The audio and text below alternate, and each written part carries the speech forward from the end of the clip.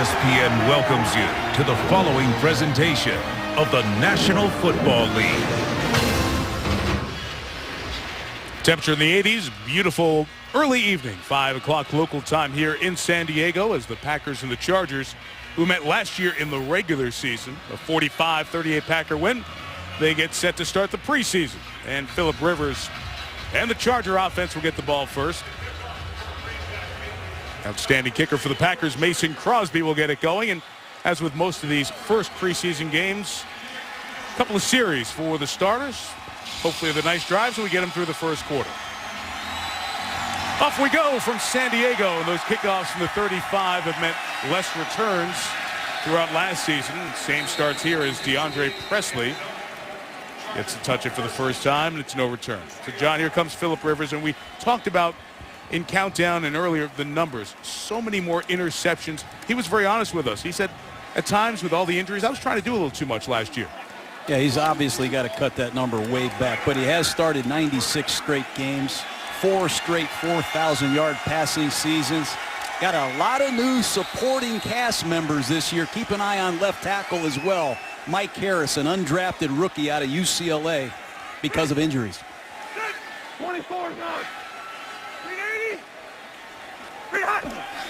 Drive starts at the 20, and Rivers to the air right away to Antonio Gates, who says he feels as good as any point in the last 3 years. Gain of 6. Antonio Gates has done it a long time, Mike, and all signs are very positive. He never practiced back-to-back days last year. But you see the starting lineup at the top of your screen. Robert Meacham, a key acquisition. They need his speed opposite Malcolm Floyd. You're going to see a lot of him tonight. We talked about Mike Harris, the rookie, playing left tackle. Yeah, Jared Gaither is the would-be starting tackle. Marcus McNeil likely to retire tomorrow. Adam Schefter reporting that. Harris got some help, but Rivers couldn't keep the Packers away the rest of the time. And welcome to the NFL, Nick Perry. The first-round pick gets his first sack, and a flag is thrown by the referee. As, again, these replacement officials are going to be under the microscope as much as the players here tonight. After the play, unsportsmanlike conduct. Defense, number 53, 15-yard penalty will be enforced from the dead ball spot. Automatic first down. Now, it's hard to say if that's something for taunting or anything like that that would have been called with the regular officials, but certainly these replacement officials getting used to the NFL rules. Well, Nick Perry, the rookie out of USC, bull rushes Clary on the right side of the screen. Nobody's open. He's excited. It's his first game as a Packer. I don't know what he did wrong there, Mike, to be honest with you. I'd be upset. There have already been situations in some other games being played now. The Washington-Buffalo game, where there have been some questionable calls, and that'll be a theme throughout. Ryan Matthews runs to the right and gains 5 to the 40-yard lines. John, it's year 3 for Matthews. He was the guy to replace LaDainian Tomlinson. How ready is he to do that now? I think he is. Remember, Mike, he was a junior that came out early at Fresno State. He had almost 1,100 yards last year, and he caught 50 passes. And this offense Norv Turner runs is not for everybody. He's got to cut back on the fumbles. He's got to stay durable all year. And if he does that, I think he's in for a huge season.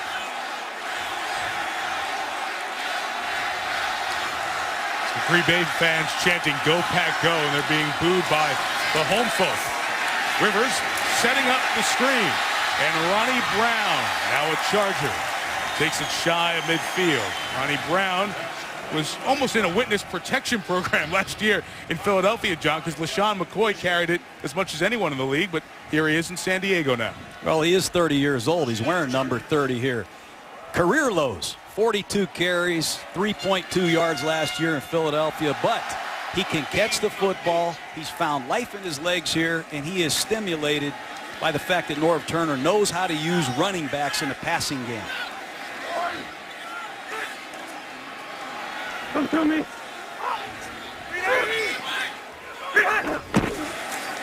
From the 47, here's Brown with a run for about 4 yards. Let's talk about this Green Bay defense. They gave up more yards than anyone in the NFL last year. And, John, you pointed out early on, they have Cullen Jenkins, who they lost and really didn't replace up front. That's why they drafted that way. What about the back four in this unit? There's a change with Charles Woodson's role? Well, they're moving Charles Woodson to strong safety in their base defense. He's still going to play inside as a nickel corner in their sub packages, but you're going to see a lot of some young safeties tonight. Number 43, M.D. Jennings, is one of them. He's back in center field at this point. And they're going to play more because Woodson's out tonight, just a little finger injury, as Charles is resting. Nothing serious, or so they say. And LaRon McClain with the carry to the 46-yard line. How big a deal is that Charles Woodson now playing safety in the base defense? I think it's big, but obviously what Dom Capers is doing is put more on Charles Woodson's plate. They lost Nick Collins, serious, terrible neck injury. They need somebody in the middle of this defense to make plays and eliminate all the big plays that they gave up last year. Who else do you go to other than Charles Woodson? Check. Go unload it. Even. 3rd and 3 for Rivers against the 4-man rush, going sideline and incomplete, trying to find Malcolm Floyd. And one of the players being watched very closely in this Packers secondary, second-year player Devon House with the coverage. And that's the guy that Charles Woodson said we want to see in action. Here's Malcolm Floyd in a man-to-man situation. Remember, Mike, Floyd had about 20 yards a catch last year.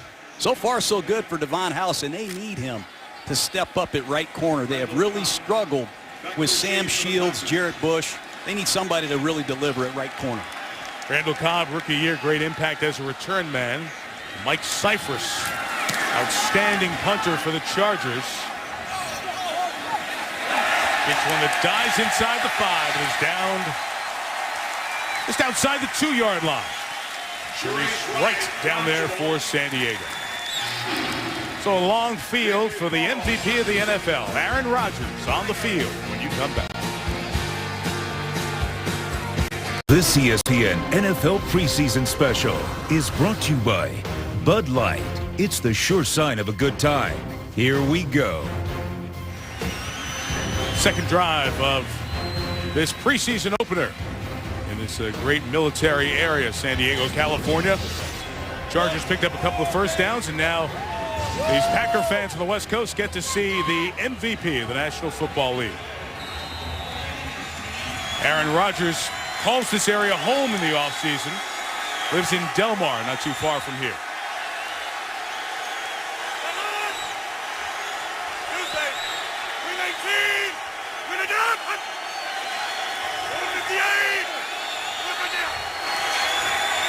Out of his own end zone, nowhere to go. And Rodgers scrambling, dropped by James Starks. The 3rd year now running back out of Buffalo. Aaron Rodgers used about 3 different snap counts. I mean, Jeff Saturday, I know he's 37 years old. He's been in the Colts system all these years. It's got to be hard adjusting from Peyton Manning to Aaron Rodgers. Just listen at home if you can get a clue into some of these snap counts that Aaron Rodgers uses in this offense.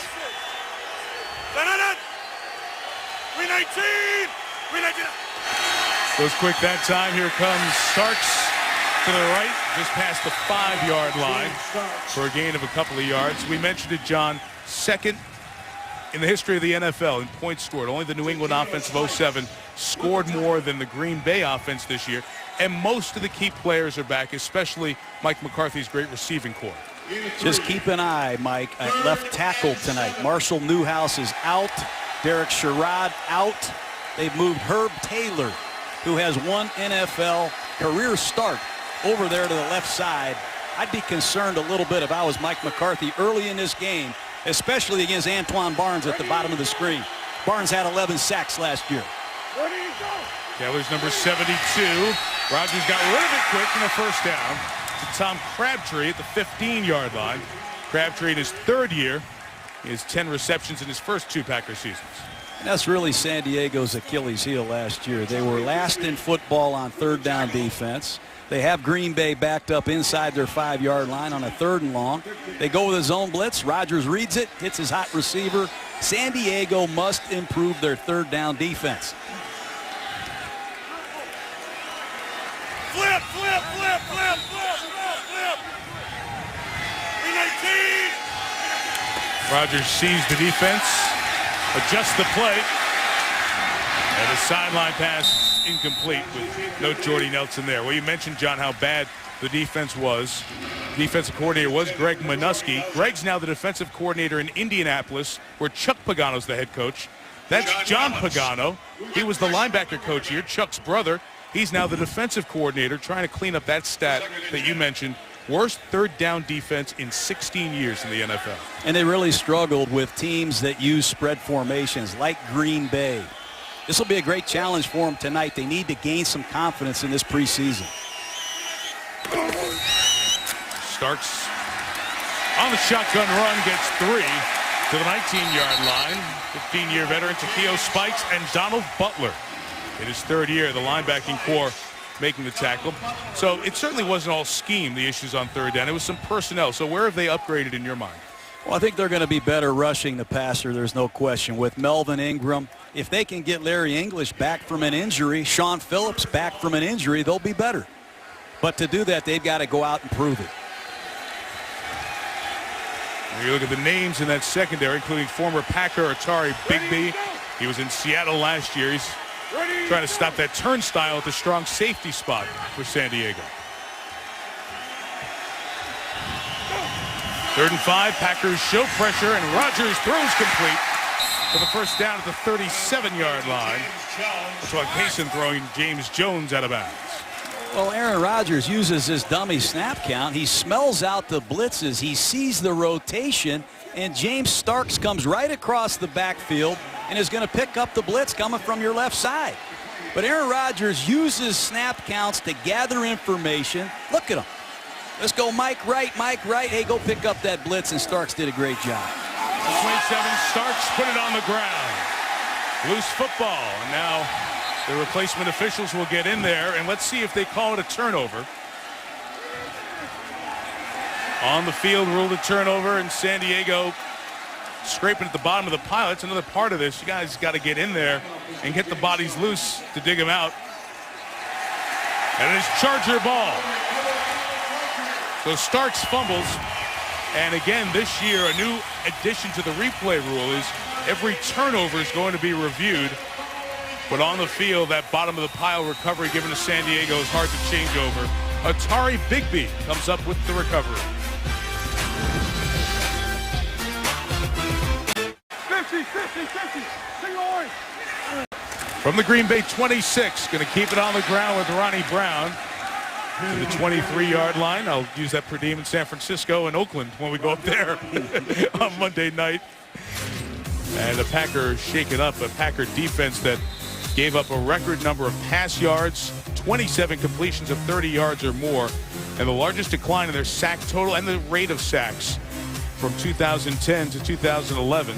So it's a group trying to improve that. And linebacker Desmond Bishop was the top tackler on a team that missed a lot of tackles, and he's the Packer who is shaken up and down on the field, and they're looking at right now. A 6-year player out of Cal who had calf muscle problems last year and early in camp this year, on the ground on the second defensive drive for Green Bay.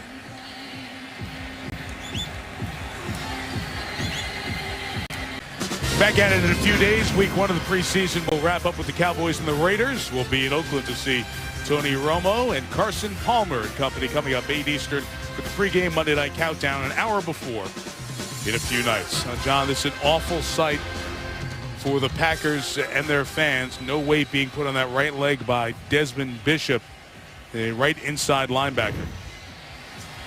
But keep an eye on his right leg. It gets extended. You see Ronnie Brown fall on it. Let's just hope for the better. It's such an important part of this Green Bay defense inside with A.J. Hawk in their 3-4. D.J. Smith, second-year man out of Appalachian State, 51, in for Green Bay in his place. Halfway through the quarter, Rivers down the middle for Gates and a touchdown, San Diego. Well, that's a great sign for Phillip Rivers, Antonio Gates, and these Charger fans to see Gates running down the seam. But a bad sign for Green Bay. You're going to see second-year man M.D. Jennings, number 43, come into the picture and get turned around like a top. Antonio Gates takes advantage of an inexperienced Packers safety. Beautiful throw. Great route by Gates. And the problem continues, Mike, in the Packers secondary. And as you said, when the lineups were going by, that's a guy who's going to be on the field a lot. When they're in nickel defense, Jennings will be out there. At least that's the plan early on. 23 yards score. Nate Kading, who along with Nick Novak are battling for the kicker job, adds the extra point. The most common quarterback to tight end touchdown connection in the NFL. Rivers to Gates. Lights it up in the preseason. Philip Rivers has been smiling ever since camp started, and he saw that guy. Antonio Gates has that little jump and a hop and his speed back after 2 years of being slowed by foot injuries, John. And he's 5 pounds lighter. Yeah. You know, he told us he came to camp 5 to 6 pounds lighter than he's been in the last 7 or 8 years. Really happy to see him feeling good and moving great again. Kading bangs the kickoff for the first time since the first one of the regular season last year. That's when he hurt his knee. DeAndre Burrell separated from the ball. See if we have a ruling of a fumble or no. We have no ruling yet on the field. Very interesting as Burrell got taken down there. That's Stuckey out of Kansas. Has been a great special teams player. Looks like they're going to give the ball to San Diego. You see Stuckey come in on the right side of your screen. That ball looks out, Mike. Yep. And Sharice Wright joining Stuckey on the hit. Sean Cattouse, a safety, coming up with the fumble. And we talk about the replacement officials. A couple of situations here. One, they were slow to make the call of who had the ball there. Nobody came in demonstratively, made the call. And it is San Diego ball with Michael Hayes now in the game in the backfield.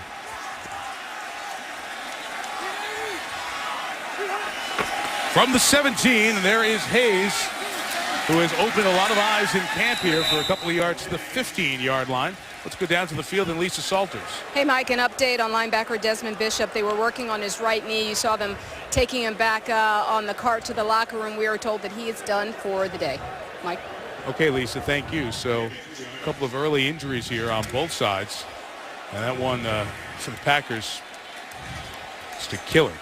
That fumble was confirmed by replay. Remember, every turnover gets looked at this year with the rule change, and quickly it was obvious to see it came out. It was confirmed a fumble. So play 2 after the turnover for Rivers. And he has turned it over. Tramon Williams coming up with the pick, stepping in front of Robert Meacham, the new acquisition from the Saints. Well, that's disappointing to see Philip Rivers force that in there to Meacham. Tramon Williams, say what you want. He steals a lot of passes. They led the league last year in interceptions, this Packer defense. Williams, who had a pick 6 against the Chargers last year in the regular season, gets an INT here.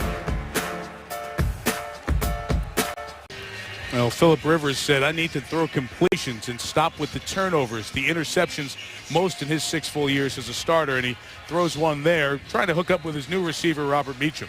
Yeah, I thought they had the right play call. Green Bay's in a 4-deep zone, and Tramon Williams just jumped the pattern, which he's been known to do. But you want to see throws. Bad decision by Rivers there. All right, back to this Packer offense for what is their second full drive. A fumble earlier. Well covered. Rodgers scrambling much more than the Packers and their fans want to see in the first game of the preseason. Let's take a look at the interception, Mike. It's a 4-deep zone. They do a nice job of clearing out the safety, but watch Tramon Williams at the bottom of the screen just jump Philip Rivers and intercept this football. Sometimes you get the coverage you want. You have the play called to attack it, but you got to see the corner. And Philip right there forced that one, and Tramon made him pay. The back end of that play that was just run by the Packers, we had a penalty flag. There's no foul on the play. The quarterback was outside the pocket. And there are going to be communication issues on the differences in rules, although that's a rule that we see in college as well. You have protection to throw it away when you're out of bounds. These officials work the old Division I AA FCS, Division II and Division III games.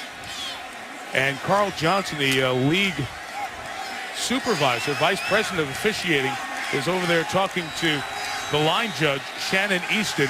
And league supervisors will be speaking to the officials on site during these preseason games. The run by Starks to the 27-yard line. That's a gain of 4 yards. John, let's just go into this real briefly. You're wondering, we're out here in the West Coast. Why can't we get a guy who works in the Pac-12 to come down here and do these games on the West Coast and get people who work the Big Ten in the Midwest? What happens very simply is these Division I officials have to commit to their regular season schedule. And the NFL officials, as you know, get in on Saturday for a Sunday game. So it's not feasible to have those folks working these games. As Rogers throws it away and incomplete. My question to you as a coach, how worried would you be in these preseason games? Oh, I'm not too worried right now during the preseason. But when the regular season starts, I'm worried because this is pro football. And I want professional officials, guys that have done it, guys that have been in the big arena, that can deal with these players in these situations. No disrespect to these young officials that are just getting started. But I want the A team back. I know the NFL does too. I hope they get that resolved quickly. Adam Schefter reporting little movement on those talks as of this evening. 4th down and 6. So after the 3 and out, Tim Mastay off a good season last year. Kicks to Michael Spurlock. Got it at the 36 and just took the easy route out of the sideline over at the 42. See if we get one more series from Rivers or we go to the backups after this. Well, January 1st, I didn't know if we'd see this picture here this year in August. It's Dean Spanos on the far left, chairman of the board, president of the Chargers. A.J. Smith, who is the team general manager, and Norv Turner. Spanos had a decision. Does he keep Smith and Turner? Does he keep one of them?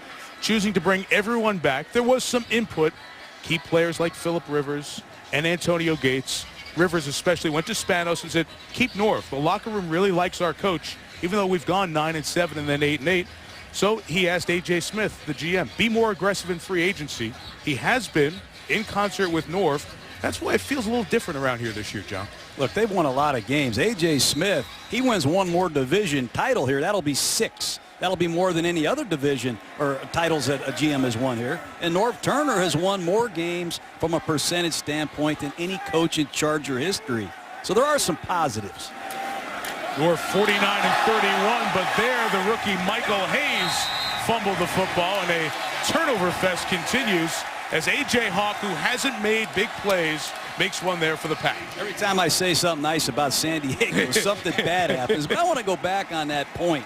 When I was coaching, I felt the pressure all the time from the outside. They come in there, they ask your quarterback questions. You ask Gruden, he's got to win, he's got to save his job. They do that to all the coaches in the league that don't make the playoffs. But what I like about Phillip Rivers and this San Diego team is they have Norv Turner's back. They're loyal to him. They're confident in him. And I think continuity at general manager, head coach, quarterback system gives San Diego the best chance to win. It is a common thread with the best teams in the league. You think of the Giants and the Saints and the Patriots. There's been a lot of commonality. 4 turnovers in the first 10 minutes of this one. And that one was confirmed quickly by replay. And James Starks, who fumbled earlier, gets a 2-yard gain here on 1st down. This running game of the Green Bay Packers is a big question mark. Ryan Grant, longtime Packer, gone. They've got some unknowns back here. You're going to see Alex Green from Hawaii come in here shortly. We all know Starks has had some success. He's also been injured each of the last 6 seasons. They need to find somebody that can be reliable for 16 weeks in the backfield. The hard count of Rogers gets Corey Legit, last year's first-round pick. Encroachment, defense, number 94, 5-yard penalty, 2nd down. He's a master of that, Aaron Rodgers. Yes, he is, and they need Legit to be a force rushing the passer inside. We talked about Melvin Ingram, the return of Sean Phillips rushing from the outside. They brought Legit in here to be an effective inside rusher. He just got pulled out of the game because of an inexcusable pre-snap penalty. When you play Aaron Rodgers, Mike, you got to watch the ball. See Ingram, 54, turning around, looking for direction. He's standing up for the Chargers. It's their first-round pick. Got a hand along with Eric Weddle there to help finish the tackle on Starks. It'll be third and about 2. You know, Melvin Ingram is a versatile player. We talked about him a little bit in the pregame. He played defensive tackle, defensive end. He played running back at South Carolina. I've seen him play special teams. He needs to settle in, find a position, and the more success he has early, the better it'll be for him, because they want to give him the whole package quickly. The confusion with San Diego. Takeo Spikes trying to find his spot there on 3rd and 2. Rodgers with a flag down, throwing for James Jones, who couldn't pull it in as he was being guarded by Antoine Cason. But the flag was thrown.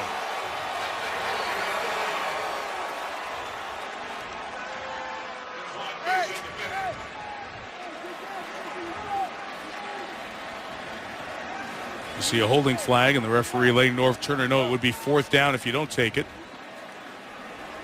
since the pass was incomplete.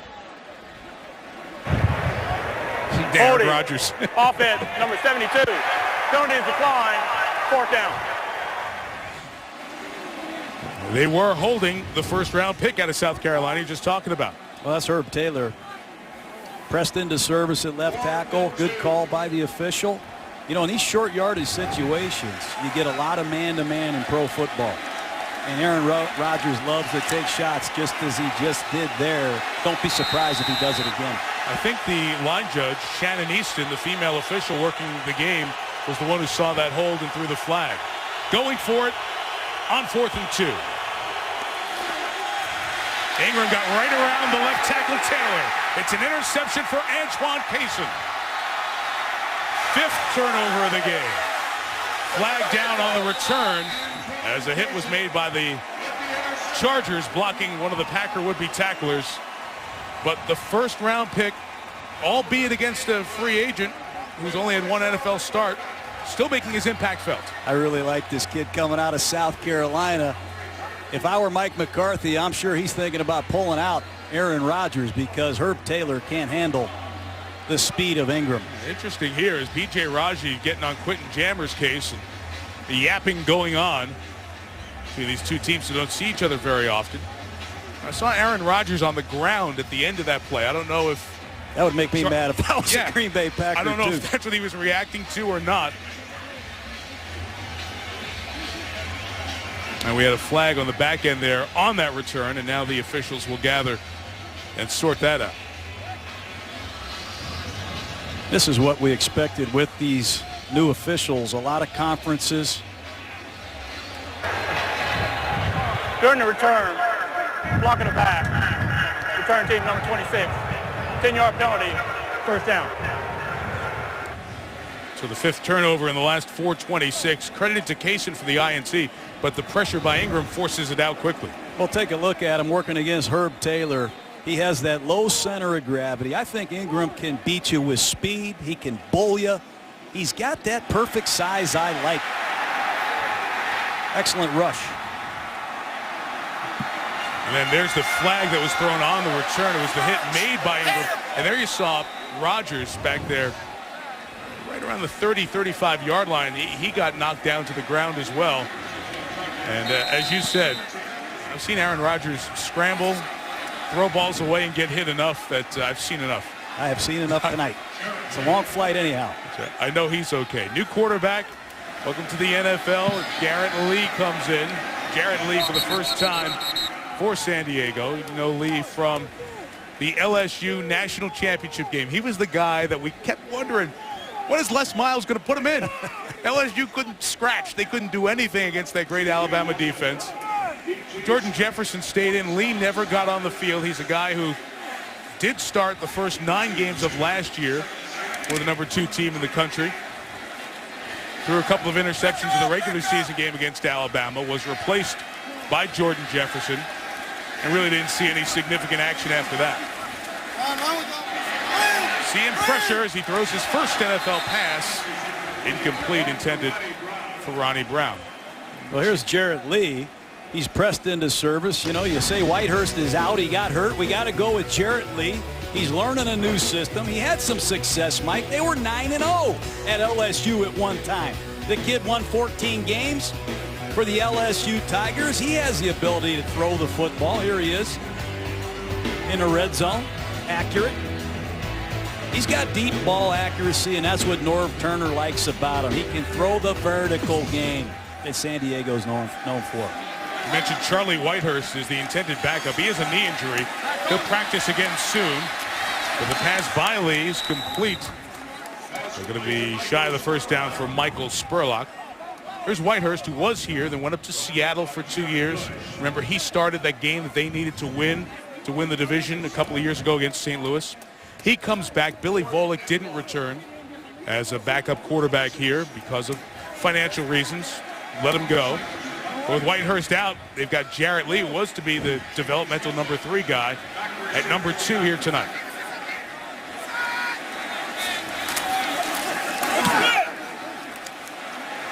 Beautiful kick by Cyphers. Tough to handle in the sun for Shaky. Shaky was shaky. Shaky Smithson out of Utah. And on the muff, we'll see who's recovered. Shaky had a great career at Utah as a return man. And that's what you have to do in some of these outdoor stadiums in these twilight games, Mike. You got to get your returners out there and let them know where the problems are with the sun. That time looked like he lost the ball in the lights. You got to yell, scream, get away from that football. You can see from the shadows, he's looking right in the sun. That's a direct shadow behind him. Thus the muff, and once again, Sharice Wright. 4th time he's made a special teams impact here. And the ball's recovered by the Packers, and they take over at the 19. And Mike McCarthy and you think alike. You call plays, you're offensive-minded guys. You used to work together at Pitt. And you know when the heck to get your stud out. So Aaron Rodgers is out. These backup quarterbacks are obscure people. You talked about Whitehurst. He hadn't thrown a pass ever as a Charger. And Graham Harrell hadn't ever thrown a pass in a pro football game.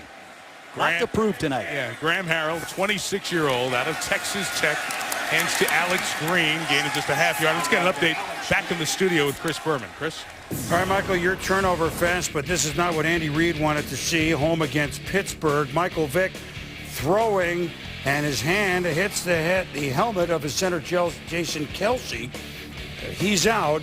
Looks to be okay. Macklin also hurt a little bit in this game.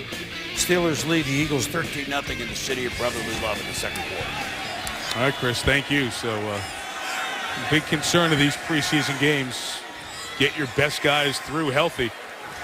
A couple of scares here early on. Harrell pass is incomplete. You know, we saw the Philadelphia highlight, and the guys were talking about it in the pregame. Certainly all of our thoughts to Andy Reid, his wife Tammy, and their family, the passing of their son Garrett Reid earlier this week. And you've been so close with Andy over the years, and everybody who's met Andy Reid knows him, loves him, and just feels the pain that the Reids are going through. Yeah, all our sympathy certainly with you, Andy and Tammy Reid. They're great people, and keep them in your prayers. Hey, 56. Yeah, oh.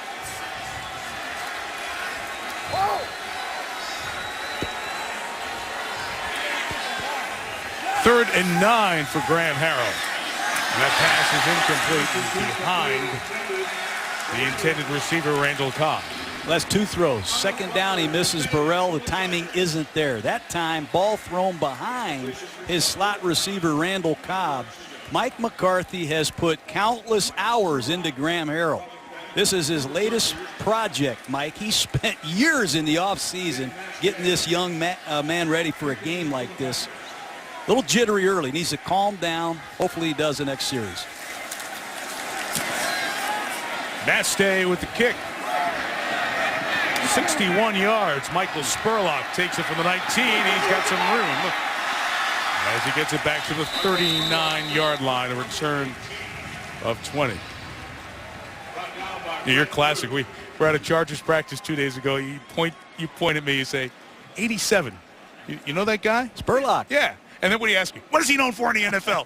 He's the first man to ever return a kickoff for a touchdown in Tampa Bay Buccaneer history. Right. I'm still trying to get a street named after Michael Spurlock. There he is out there, number 87. One of my favorite memories as a coach. Thank you, Mike. You're very welcome. The Buccaneers had gone their first 32 years of existence. That's all it was. Without a kickoff return for a touchdown, and you got asked about it all the time. And Spurlock, a good special teamer, is here with Rich Bisaccia, who was your special team coach at the time in Tampa. He's now the Chargers special teams maven. A pass complete on first down to Brown, Vincent Brown. This is a guy I like, Mike. Vincent Brown, second year out of San Diego State on a comeback pattern. Corner's going to bite on the run fake a little bit. Free access. Watch him burst, turn, get out of his break. Ball's thrown perfectly on time. I like Vincent Brown. He's made a lot of plays in this training camp. They're younger. They're faster. There's a lot more energy on the practice field here than I've seen in the last couple years. Go, you got 10. Jarrett Lee, the quarterback from midfield. Jacob Hester came back in motion to block for Michael Hayes, who gets no gain. You mentioned Vincent Brown's second-year player. It's always the thing you like to point out to us as we get to training camps in the preseason. Yeah, I like to go into that team meeting and training camp and call out all my second-year guys. These aren't lifetime deals, Mike. Second-year players normally show more progress than at any other time in their career. They need to make the big step. And San Diego's got a group of second-year players that are interesting, that are capable of really helping this team this year. Quarter's going to end here on Jarrett Lee. The great thing for those players, they had the benefit of an offseason this year. The lockout didn't impact them as much. After one here in San Diego, 5 turnovers and 7 points. A touchdown by that guy.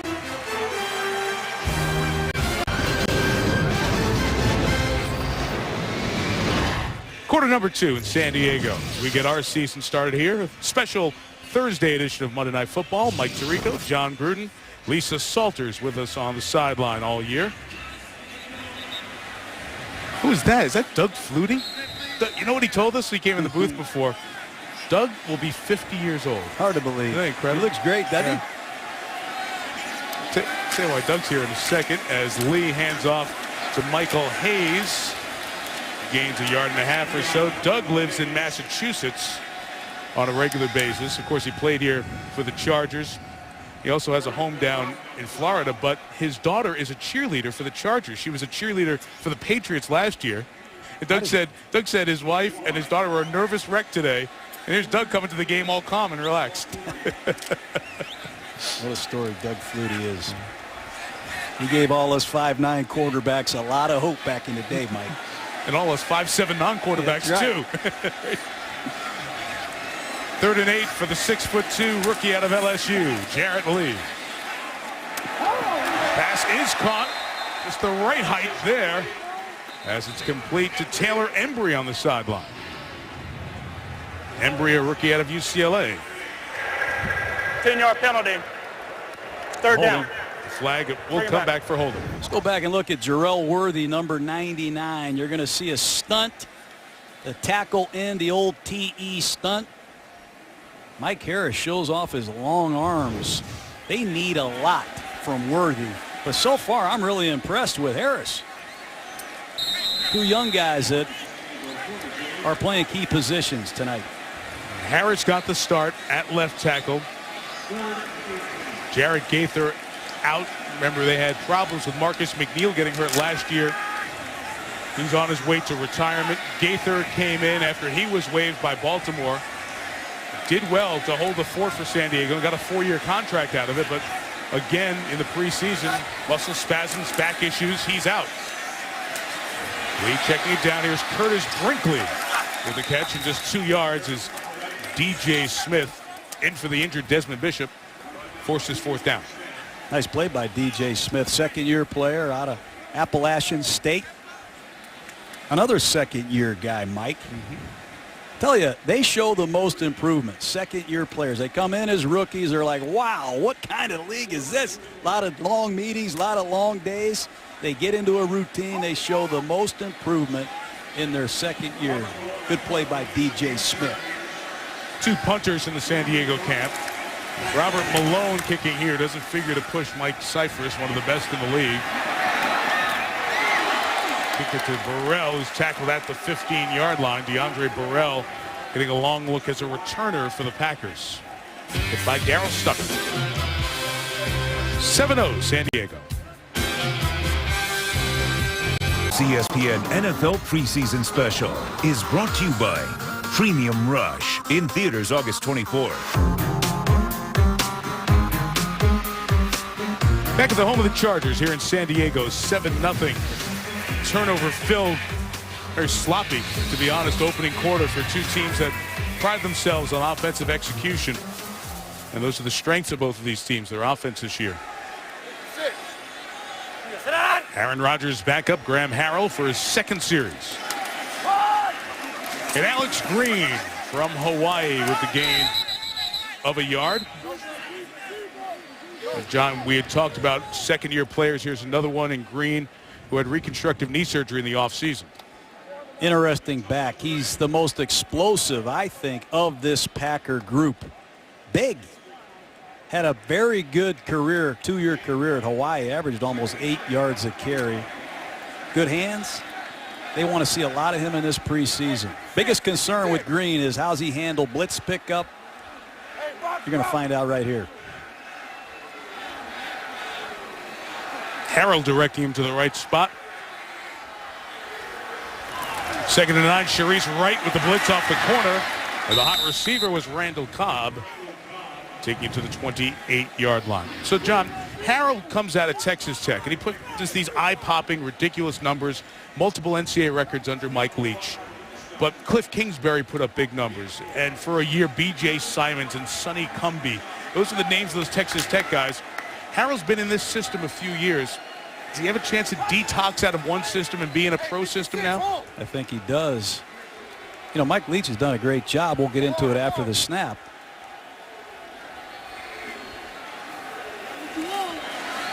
It's a 3rd and 5. Harrell throw too far and incomplete for DJ Williams. One thing about Mike Leach's system, Mike, is it's very dependent on the quarterback to make pre-snap decisions. I mean, Graham's telling us against Texas A&M on 4th and 5. He's a junior. He just gets a check with me. Mike Leach doesn't even call a play, so he's used to making key decisions, critical decisions, which is a big part of playing quarterback in his Packer offense. He's gotten stronger. Mike McCarthy has put him through fundamental work for the last 2.5 to 3 years. And if Mike McCarthy says he's a prospect, I think we should agree with him. Nice kick by Mastay, deep and long. DeAndre Presley, former quarterback, multiple positions he played at Appalachian State. He's also getting a long look in the return game, and he takes it just over the 20-yard line. 56 on the kick. 11-11 left in the 2nd. Of course, you had the Hall of Fame game in Canton on Sunday with Arizona taking on New Orleans, but full slate of Week 1 preseason action starting tonight, a half dozen games around the league. Chris has been keeping us updated on those in the studio, and another update coming up momentarily. It's Curtis Brinkley with the carry to the 24, and let's check in with Mr. Berman right now. Well, Peyton Manning, by the way, in case you hadn't heard, is on the Denver Broncos. They're in Chicago in the rain. And we'll have that coming up. Very exciting. Can't wait to show you. Okay, Chris. It's the ultimate tease in the business. Hold the audience to get a look at Peyton in action in Chicago. I can't wait to see Peyton Manning against Phillip Rivers, man. That's right. We'll see it on a Monday night here, October 15th. Of course, the fortunes of the Broncos and the Bears very central to these two teams who share a division. Held on to by Dante Rosario. And Rosario has the first down, just 32-yard line. Another offseason pickup by Norv Turner, A.J. Smith, and the Chargers. Norv Turner likes tight ends. They're going to keep Randy McMichael. We've talked about Antonio Gates. To get another tight end like Rosario is important because they like multiple tight end sets. You see 2 of them at the top of the screen. They drafted one in the 4th round, too, the Darius Green. The run by Brinkley did some good things when called on last year. And now Chris is ready in the studio with the update.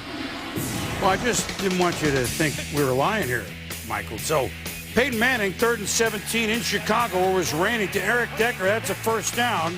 Peyton 4 of 7 for 44 on this one series, but it ended on a tip ball into the hands picked up by Major Wright. He was going for Brandon Stokely.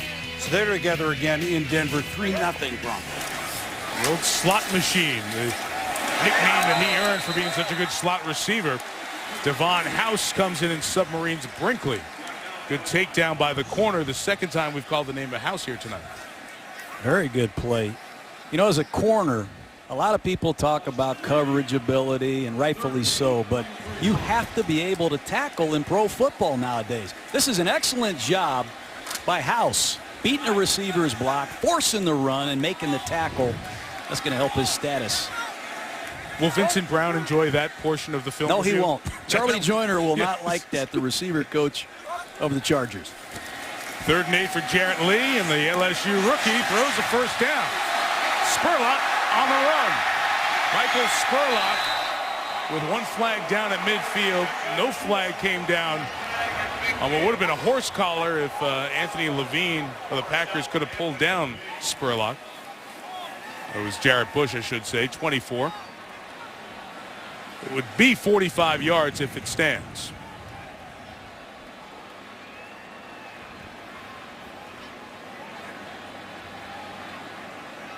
One of the challenges for these officials who work at the lower levels of college, the enforcement of penalties at this Holding. level. Defense, number 29. Penalty is declined. First down. Casey Hayward, their 2nd-round pick out of Vanderbilt. I like the way he stands in here. They run a cross dog blitz. They send two Green Bay Packers right up the middle. He stands in there confidently, makes a good throw to Spurlock. And once again, Mike, that's Jarrett Bush at right corner, number 24. It's another explosive play. Missed tackles by this Packers secondary plagued them last year. Tom Capers won't be happy with Bush there either. Jarrett Lee with some confusion getting this play in. Look over the sidelines. That play clock is running down. And the sideline, Norv Turner comes out and calls a timeout. Lee trying to take the Chargers in for their 2nd touchdown of the game. Well, additions, John. There have been several. Robert Meacham from New Orleans, guy who hit so many big plays for Drew Brees. He's added to the San Diego offense. They add Roscoe Parrish to this offense as well. Not in the lineup tonight. His 7 years in Buffalo. And then Eddie Royal as well. He's wearing the ball cap. He's not in the lineup as well this evening. Minor things. They're not expecting them to be out very long, but a very different look to the pass offense that has been so good with Turner and Rivers over the last 6 years. On this part of the field, Antonio Gates has been the go-to guy for years. They need somebody to pick up the slack, take the pressure off of Gates. They think Royal Meacham can do that. Curtis Brinkley runs left and gets 3. Philip Merling, the tackle. You know, you're a head coach. You go on vacation. Your wife thinks you're reading a book, finally getting some relaxation. Sure. You know what Norv Turner did? He went up to Lake Winnipesaukee and took his iPad, and he was watching Robert Meacham catch passes from Drew Brees down the field. Home run passes, Mike. And his wife thought he was reading a book, and Norv Turner put every one of these passes into the Charger offense. You're going to see Robert Meacham. Now he's got to wear number 12 because Rivers has 17, but he's going to make a lot of big plays down the field here. Fantasy football, people. Trust me. 2nd and 7 for the 17. Lee dropped it, got it back, just a hair late. And incomplete throwing over the middle for Vincent Brown. So, John, I really, really hope that Norv's wife, longtime wife, Nancy, is here tonight.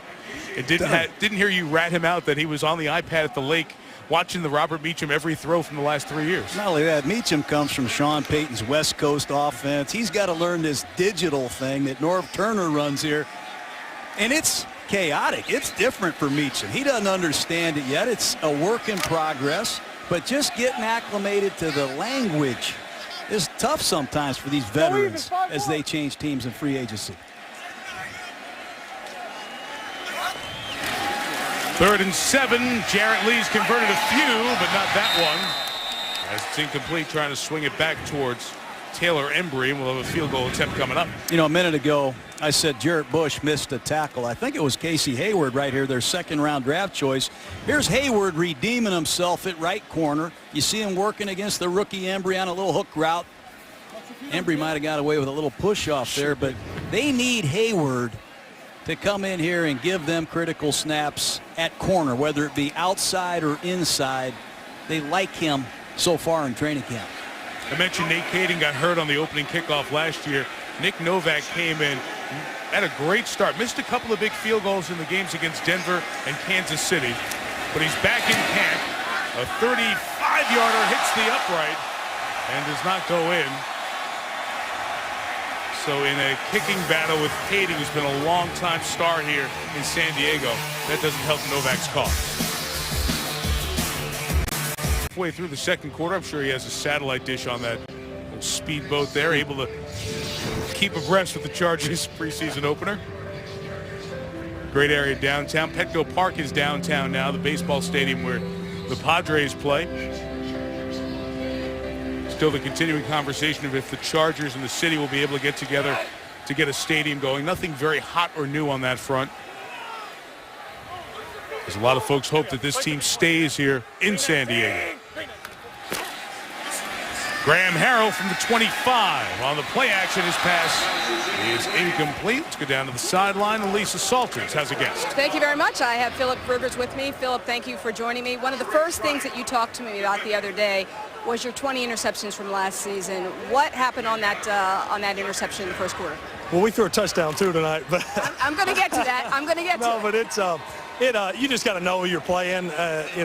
I unfortunately threw him an interception for a touchdown last year, but he's a guy that likes to jump routes, and he just jumped a route, and better now than later. How do you know when you're trying to do too much or when you're just being aggressive like you want to be? Well, I think when you've either forced a read or misread something or kind of tried to create something that had no chance.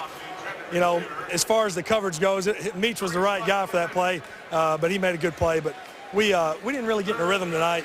Our defense did a great job of getting us a short field, but when you only play a quarter, it doesn't really help you get in any kind of rhythm. But that's why they call it preseason. Now, as promised, the touchdown to Antonio Gates. Take me through that play. Yeah, well, Gates is. We talked about how he was kind of his old self. He's not having to battle that foot and all the other things he was dealing with the last 2 years health-wise, and he's as healthy and moving as fast as I've seen him move. And so he just ran a great route. That was an easy one. You've got some new toys to play with this season in receivers, Robert Meacham and Eddie Royal. What's it like adjusting to them, getting a rhythm with them, and them adjusting to this new offense? Yeah, it's coming. I think it's something that takes quite a bit of time. We still have a month until the opener, so we're getting there. We're not there yet, but we'll get there over the next month. Unfortunately, Eddie's been hampered with an injury, but hopefully he'll get back soon and we can keep improving. A lot of you guys have talked to me about regaining respect. You've missed the playoffs the last 2 seasons. Regaining respect in the league and not having a whole lot of hype around you, being able to refocus. How important? How do you do that? Well, I mean, it starts with an attitude and a focus of just going and doing all we can, fighting like crazy to win the division. We've gone 3-3 in the division the last 2 years. That puts you in a tough spot to get into postseason. 1-8, 1-9 games. So we got to win division games. The division is going to be tough. And why is that? Well, a lot of reasons. But we just got to keep getting better. Tonight wasn't great. It wasn't bad, but we just got to keep improving. Let's talk about one reason why the division is tougher. Peyton Manning, you said you're excited. You want to play the best. You've always admired Peyton Manning. What are you looking forward to about having him in this division? Peyton's always been a favorite of mine. I got my hands full. We got our hands full with that Bronco defense, but him coming to the division, he was a favorite growing up. And then you look at Kansas City and Oakland, what they've done in the offseason and the team they've put together. So it's going to be a 4-team race all the way to the end. Thank you very much for your time, and good luck this season. Thanks, Lisa. All right, Lise, thank you, and thanks to Philip Rivers, who has that 4-1 record if you include the playoffs against Peyton Manning. How good are those showdowns going to be? I think he also made a good point, John, a point you've made to me several times already in the preseason. Kansas City, don't fall asleep on the Chiefs this year. Do not fall asleep on Kansas City. If Jamal Charles, Eric Berry, Moeaki come back healthy, look out. Graham Harrell struggled in that drive while we were talking to Rivers. Jarrett Lee back with it. 2 runs for Curtis Brinkley. And 10 yards of the first down on the 2 carries, John. I want to go back to Rivers, though, Mike. You know, 4-1 against Peyton Manning. How many guys in football can say that? But the thrill of Denver and San Diego in a couple weeks, it'll be something. But not a lot of people have had Peyton Manning's number as an opposing starting quarterback. Now remember, these 2 guys don't face off and play against each other, but it brings out the best in these top flight quarterbacks competing with one another. I know they're both looking forward to seeing each other in the regular season. You're never going to guess who has as good a record against Peyton Manning as Philip Rivers does. Not you as a head coach? Who? Of the guys who've had a minimum of 5 starts, you can guess 1,000 quarterbacks, you'd never get it. Come on. Jay Fiedler. Jay Fiedler. He's an ex-Gruden guy. Is he? Another one? Another guy screwed up. He played his best football without me, but way to go, Jay. The division games early on in the Colts days with Fiedler. And Tom Brady, of course, was 8-4 against Peyton, a timeout taken by San Diego. But when a quarterback and an acquisition like that comes into the division, does it really have that kind of an impact on San Diego where Rivers is talking about it and thinking about it in the offseason? Where were you a couple of years ago when Brett Favre showed up in Minnesota? I mean, you're in that division. You know, you wake up and all of a sudden you're a corner in the NFC North and Brandon Marshall's in your division. Man, that wakes you up, man. That makes you go out on the track, get ready to go, man. Peyton Manning is going to heighten this rivalry. And I love the AFC West. These are old-fashioned football teams, been around forever. Manning, Rivers, Carson Palmer. The return of Castle makes this division exciting in my mind. First down from the 41. Jarrett Lee throws it. It's caught for a gain of about 5 yards. The 46. Vincent Brown, a couple of grabs here. Let's see, excitement. There are such long routes, half-century routes, AFL teams, and all of that. The Raiders, the Chargers, the Broncos, the Chiefs. Well, Norv Turner, Mike McCarthy, 2 head coaches that do a lot more than just run the whole operation. They're coaching the quarterbacks. They're calling the plays. These are 2 individuals that I admire as much as anyone in the business right now. They do a lot for their teams. And the 47 lead taking a shot for Vincent Brown. Underthrown, but Brown able to come back and make the catch at the 17-yard line. Well, that's a double move against the rookie Casey Hayward out of Vanderbilt. We talked about Vincent Brown, his ability to make plays down the field. He's had a real good camp. Watch him come off the ball, stutter, and then go. And he takes advantage of the rookie Casey Hayward. Hayward intercepted a lot of passes at Vanderbilt. He's got great ball skills. That time, he bought the fake. Nice catch by Brown. 36 yards on the pickup. Once again, it is Brinkley at running back, and Curtis takes it to the 13-yard line, and a face mask flag could be coming in here. There's a couple of penalty markers were thrown.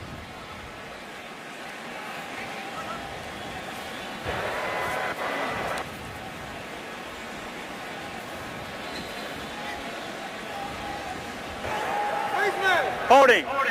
Offense, number 75. 10-yard penalty.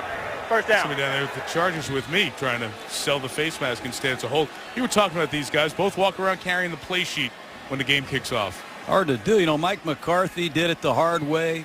Fort Hays State all the way up, the quality control work with the Chiefs. Coach Joe Montana.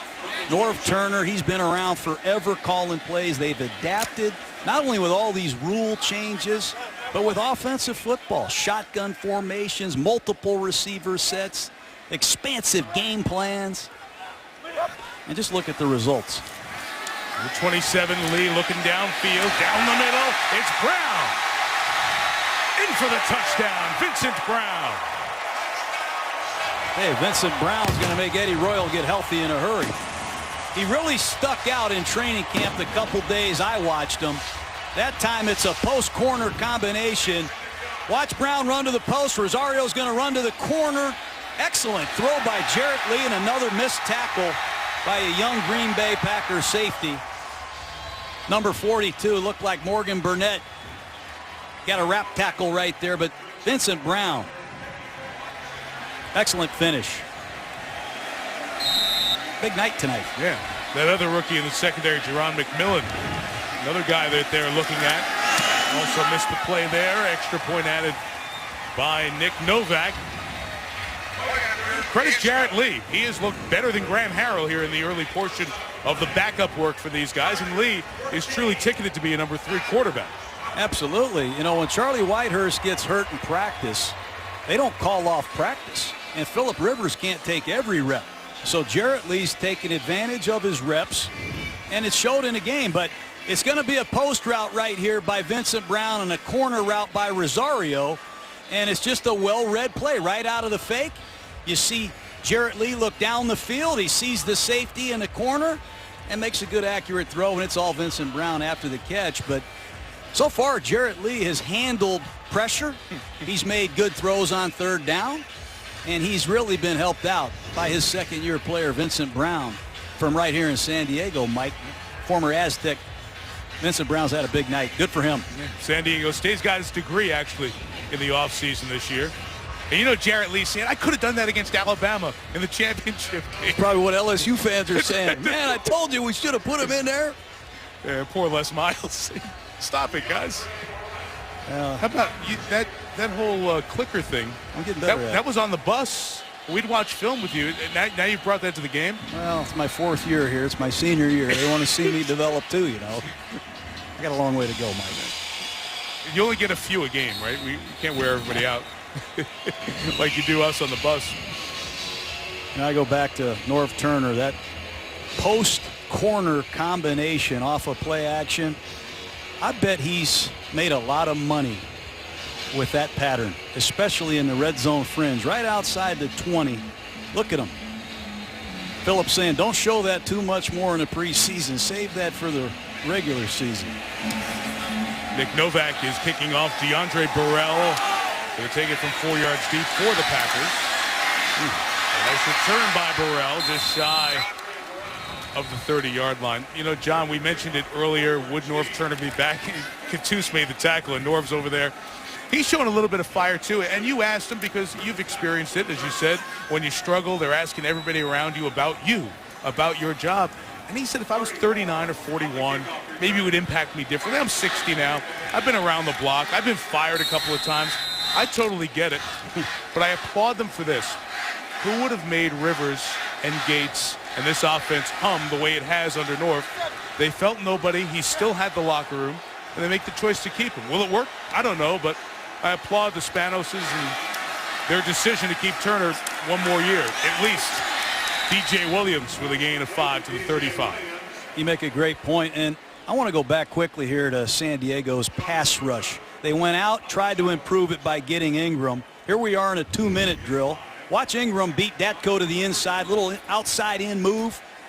That's the 3rd time I've seen the former South Carolina Gamecock in a Green Bay Packer quarterback's face. But these 2-minute situations, you have a 14-point lead, you're at home. Get off the field, and it starts with your pass rush. Packer offense has put up only 43 yards here tonight as Harrell runs and throws, and it's incomplete. With Melvin Ingram once again, John, making an impact with his pressure. You know, that's the thing. Green Bay takes pride in working on the most second reaction plays. They got a horn that goes off after 2.5 seconds. Nobody's open. The quarterback aborts the play, and off he goes. These are the kind of throws Aaron Rodgers has rung up the last 4 years. Graham Harrell needs to make a play and pick up this Packer offense. They've been struggling all night.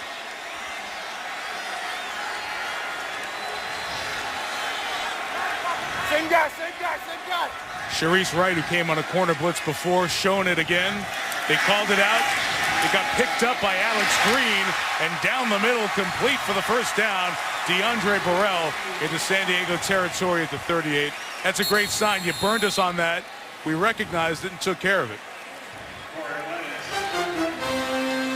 as many yards as they had the whole first half to that point on the pass to Burrell. Chris Berman, Chris Carter in the studio for the Toyota halftime show. A little more highlight of the Peyton Manning debut for Denver in Chicago. RG3 had a couple of 3-and-outs. We had a really nice touchdown drive. The guys will show you that. And Adam Schefter will check in with some notes from around the NFL. As, the camps are underway. The games now start throughout this weekend.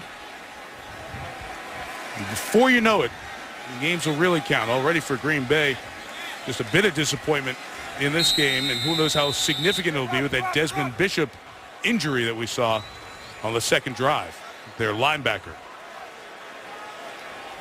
Inside of 2, no more challenges for the coaches. As Harrell throws complete. 27-yard line, Burrell again at a Utah State former college quarterback.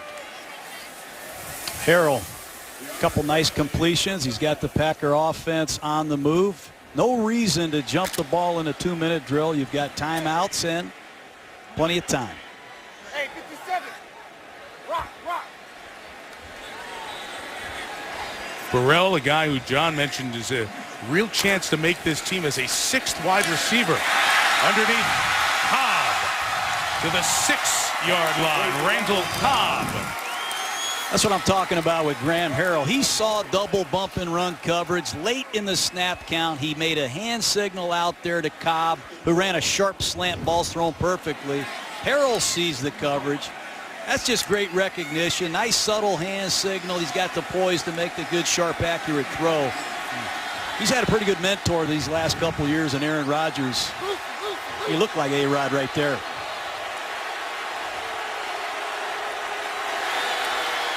For the 6, pressure comes. And Harrell just tries to save as many yards as possible. Flag thrown down as Larry English, former first-round pick who has been injury-plagued, to say the least, in his first 3 years here with the Chargers. I promise you, A.J. Smith, the general manager, loves to see that. A.J. Smith has been, or English, excuse me, has been injured. And if he can come around and stay healthy, that's exciting. He's had nothing but bad luck here, Mike, for the last 2 years. Personal foul, legal hands to the face. Defense, number 54. Penalties half the distance from the dead ball spot. Automatic first down. And Melvin Ingram, the rookie, 54. Take a look at it, a bull rush. And hand slid up on the face gear of Andrew Datko, the tackle. And again, with replacement officials, I think it bears... It needs to be said. I've seen that not called 100 times. Yeah, I'm not going to be overly critical here, Mike. I think we need to get it resolved as soon as we can. These officials will continue to do the best they can in the time being. First and goal from the 4.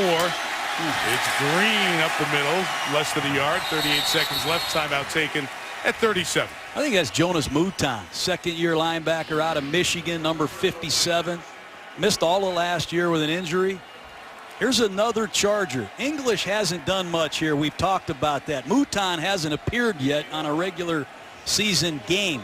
If they can get 2 young physical defenders added to this Charger team, they're going to help themselves. Ingram's made a move tonight. Obviously a first-round talent. Norv Turner's got to be pleased. Well, let's think about it. Jared Johnson, who has been a long-time Baltimore Raven, is now here. So if you just take the guys who have been added to this group or are coming back from injury, Jared Johnson, Demario Williams is also a very good special teams player. You just mentioned Mouton, Antoine Barnes, Larry English. Those are the guys who wouldn't be starting tonight if Johnson was healthy to go with Donald Butler, Takeo Spikes, and Sean Phillips. So that position, which has always been impactful for San Diego, might be again this year.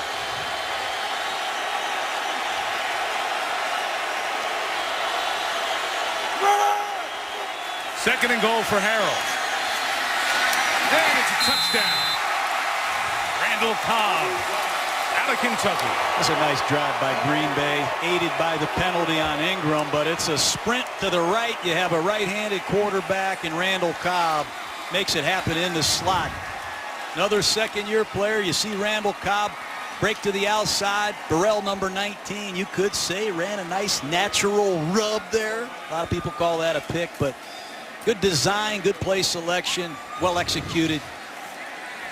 That'll make Mike McCarthy feel pretty good about dealing with Graham Harrell, his young quarterback, going into the locker room. Extra point added by Mason Crosby, and those West Coast Packer fans cheer a bit. Harrell, 4 straight completions on the back end of that drive. 63 yards overall, and the touchdown pass for 3 yards. So the Texas Tech system, a lot of no huddle, a lot of shotgun stuff, a lot of spread, and much more like a 2-minute drill.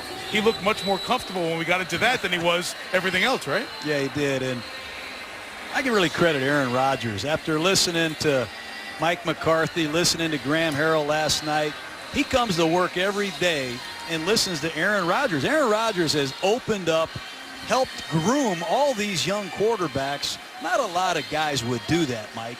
Open themselves up and take that much pride in helping their teammates. I know you think that that's natural, but remember, some of these young players are drafted to take your job.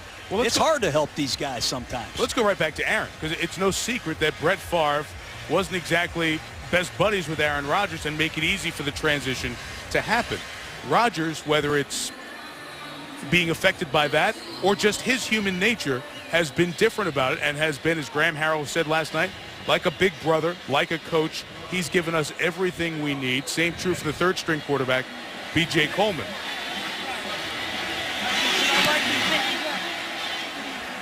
DeAndre Presley back for the return.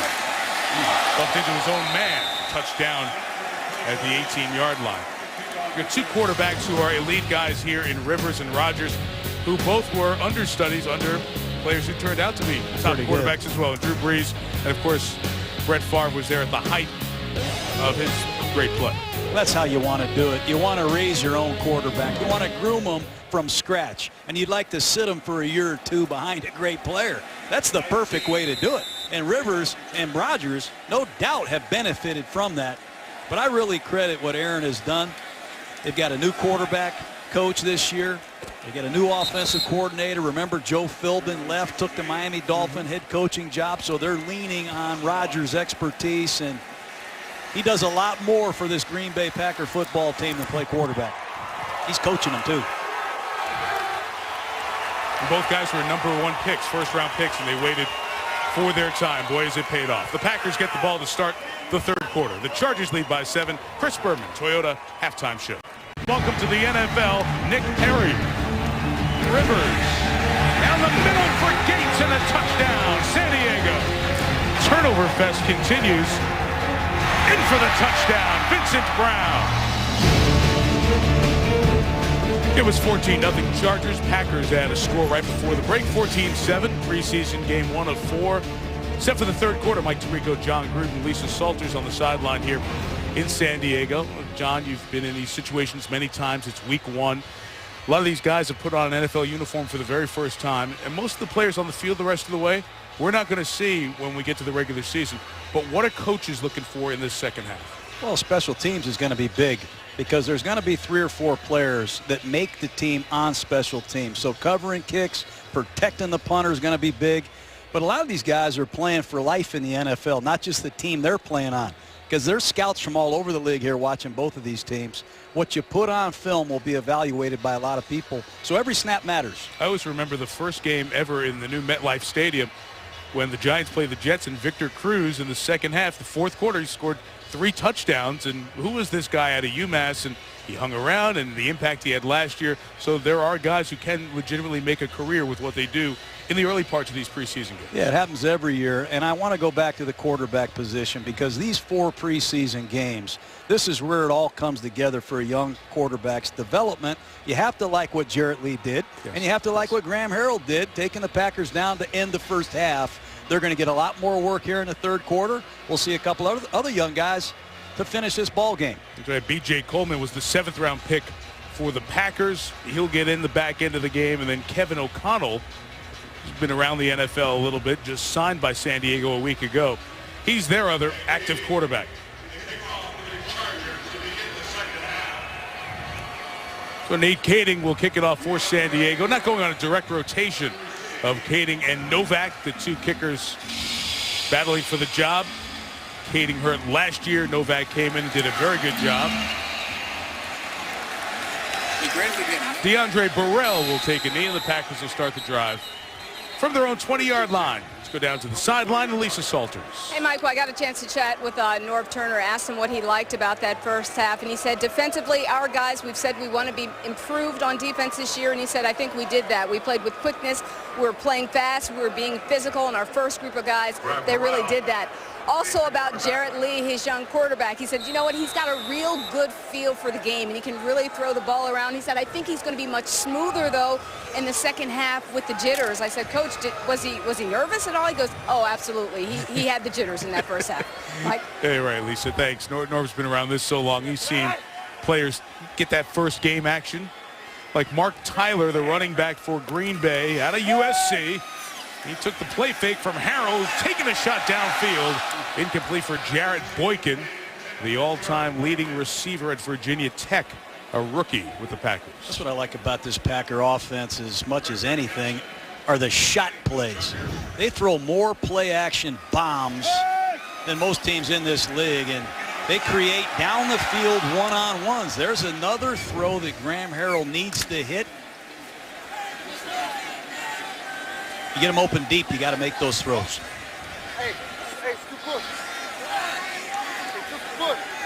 Devin Dietrich Smith started 3 games last year for the Packers. He's the center in for Green Bay as it's another pass to Burrell, who we are seeing a lot of.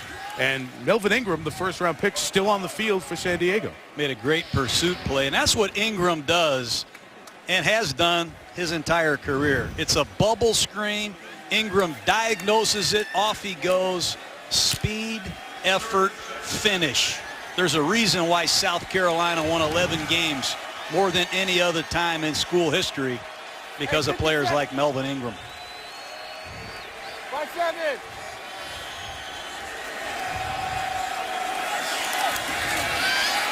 Harrell's throw is incomplete off the hand of Kerensky Gilliland, rookie out of Nebraska. Very interesting, John. You surprised that Ingram, the first-round pick, and the second-round pick, Kendall Reyes, were both on the field to start the second half? Not really. I think they want to get Ingram 35 to 40 snaps. They want to see Ingram play a couple different positions, Mike. Defensive end as a pass rusher in nickel, outside linebacker in the base. If they can get him 20 to 22 snaps at each tonight, I think they'll feel good about it. Tim Mastate to kick to DeAndre Presley. Good hang time on this one. Good deep kick as well. Presley will bring it back. Turn 6 to the 27-yard line. As a 55-yard kick by Mastay. Jarrett Lee along field. Aaron Rodgers about his punt team guys here. With some good work done by Bront Bird, Andrew Gatchkar, Jonas Bouton, the rest of the San Diego linebacking core out there on the field in that last drive against a Green Bay offense that it's hard to recognize for a lot of you because you don't see the familiar faces like Jordy Nelson, Greg Jennings, who's out for this game, a little concussion, a little elbow injury suffered early on. And those guys, they all hope will be ready when it starts for real. Michael Hayes, who fumbled earlier, keeps it going for 3 yards to the 30, and Lisa Salters down there with another familiar Green Bay weapon. Thanks, Mike. I'm with Donald Driver. Donald, you guys played in the first quarter. What'd you think about that first quarter? I know Aaron Rodgers had told me that he wants to just maintain where you pick up where you guys left off last season. Yeah, it was kind of flat. We started off, we didn't get anything going until the last 2 minutes of the drive. So we got to get back into the, back to work and make sure that we take care of business. Now, given the numbers that you guys put up last season, how do you top that again? Well, they always say you got to be number one. We can always improve. I mean, that was a proven fact today. We didn't play our best game in the first quarter, so we got to go back and play. Now, one reason why I wanted to interview you is I wanted to say congratulations for winning Dancing with the Stars, but I also wanted to see the video, and I wanted to see the video with you. The sleeveless, that was the dirty dancing. That was the dance that won it, the freestyle. What was the experience like? It was the greatest experience in the world. You know, to take you completely out of your atmosphere and do something that you never Look at done. that!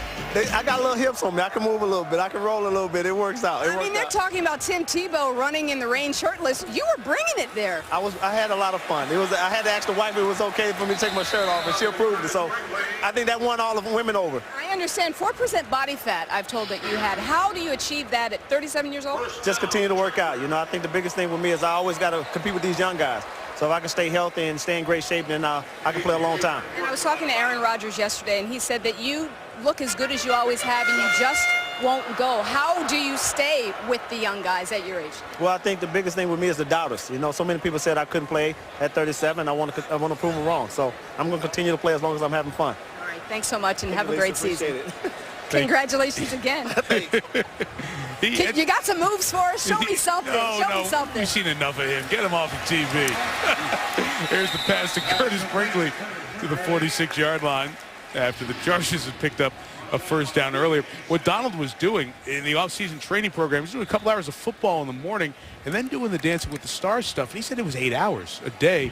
I said, what, 5 days a week? He said, no, 7 days a week. So that's how the body fat went from 5% to 4%. He looks like you, Mike. I mean, you're built like Driver. You know you're ridiculous. Just stop it. Can you imagine people saying he's too old to play with a body like that? Holy criminy.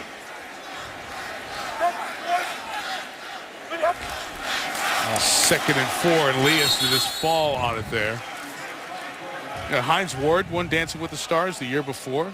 Emmett Smith. I think Emmett's coming back because that Dancing with the Stars All-Star season that premieres September 24th on ABC. They're the guys who've won it, and they've all come out of it and said how difficult it was and said how they were able to still stay in some sort of good shape because of their involvement with it. So, John, maybe next year you. Well, none of the three of those came back and had their greatest season as a football player, though. I just saw that graphic. That concerns me. Driver was the oldest receiver in a training camp in the NFL until Terrell Owens signed earlier this week. Jarrett Lee putting it up. Vincent Brown still in, and the underthrow is intercepted. Anthony Levine out of Tennessee State comes up with the takeaway. That's just a bad decision and a bad throw by Jarrett Lee in that situation. Levine's a two-deep safety. He reads the quarterback the whole way. And you're going to see him break right into your living room and make this interception. Another interception for the Packer defense. That's 2 tonight. In San Diego, about 5 minutes into this third quarter, Chargers leading the Packers 14-7, and another series for the first and second round defensive picks of the Chargers, Melvin Ingram and Kendall Reyes. Mark Tyler on the carry and a gain of a yard. I tell you about Melvin Ingram. He shows up in South Carolina. He's playing running back. At South Carolina, I saw him play over the center. He backdoored a block, sacked the quarterback. You keep watching the film, he'll line up over the guard. He's got a great inside move, tremendous versatility, 10 sacks at South Carolina. Then he's playing right defensive end, beating James Carpenter, last year's first-round pick of the Seahawks. Melvin Ingram is going to help San Diego. He's proven that tonight.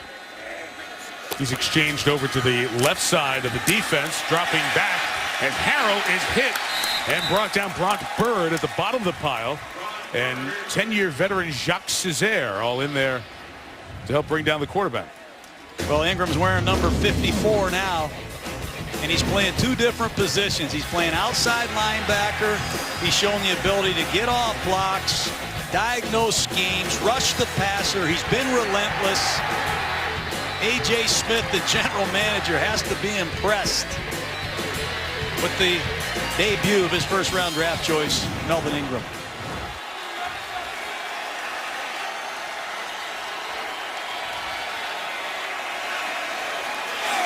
Third and 14 for Harrell. See, Ingram came through the middle. They had to get a couple of guys to try to stop him.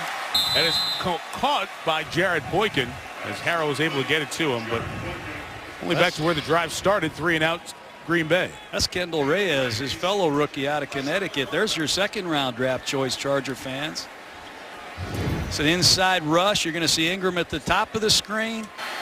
Reyes keeps it alive, forces a throwaway. Two young guys that can play multiple positions. Going to be big building blocks around here for a while. DeAndre Presley is back. Long snapper Brett Good got down there on that last punt and made the tackle. That's why Aaron Rodgers reacted the way he did on the sideline when the punt unit was coming off before. Fair caught by Presley back at the 23. The kick was 51. 8:29 left. In this stadium. Yes, I do. It's where you won the Super Bowl as the head coach of the Buccaneers, beating the Raiders. First and 10 for Jarrett Lee from the 23-yard line.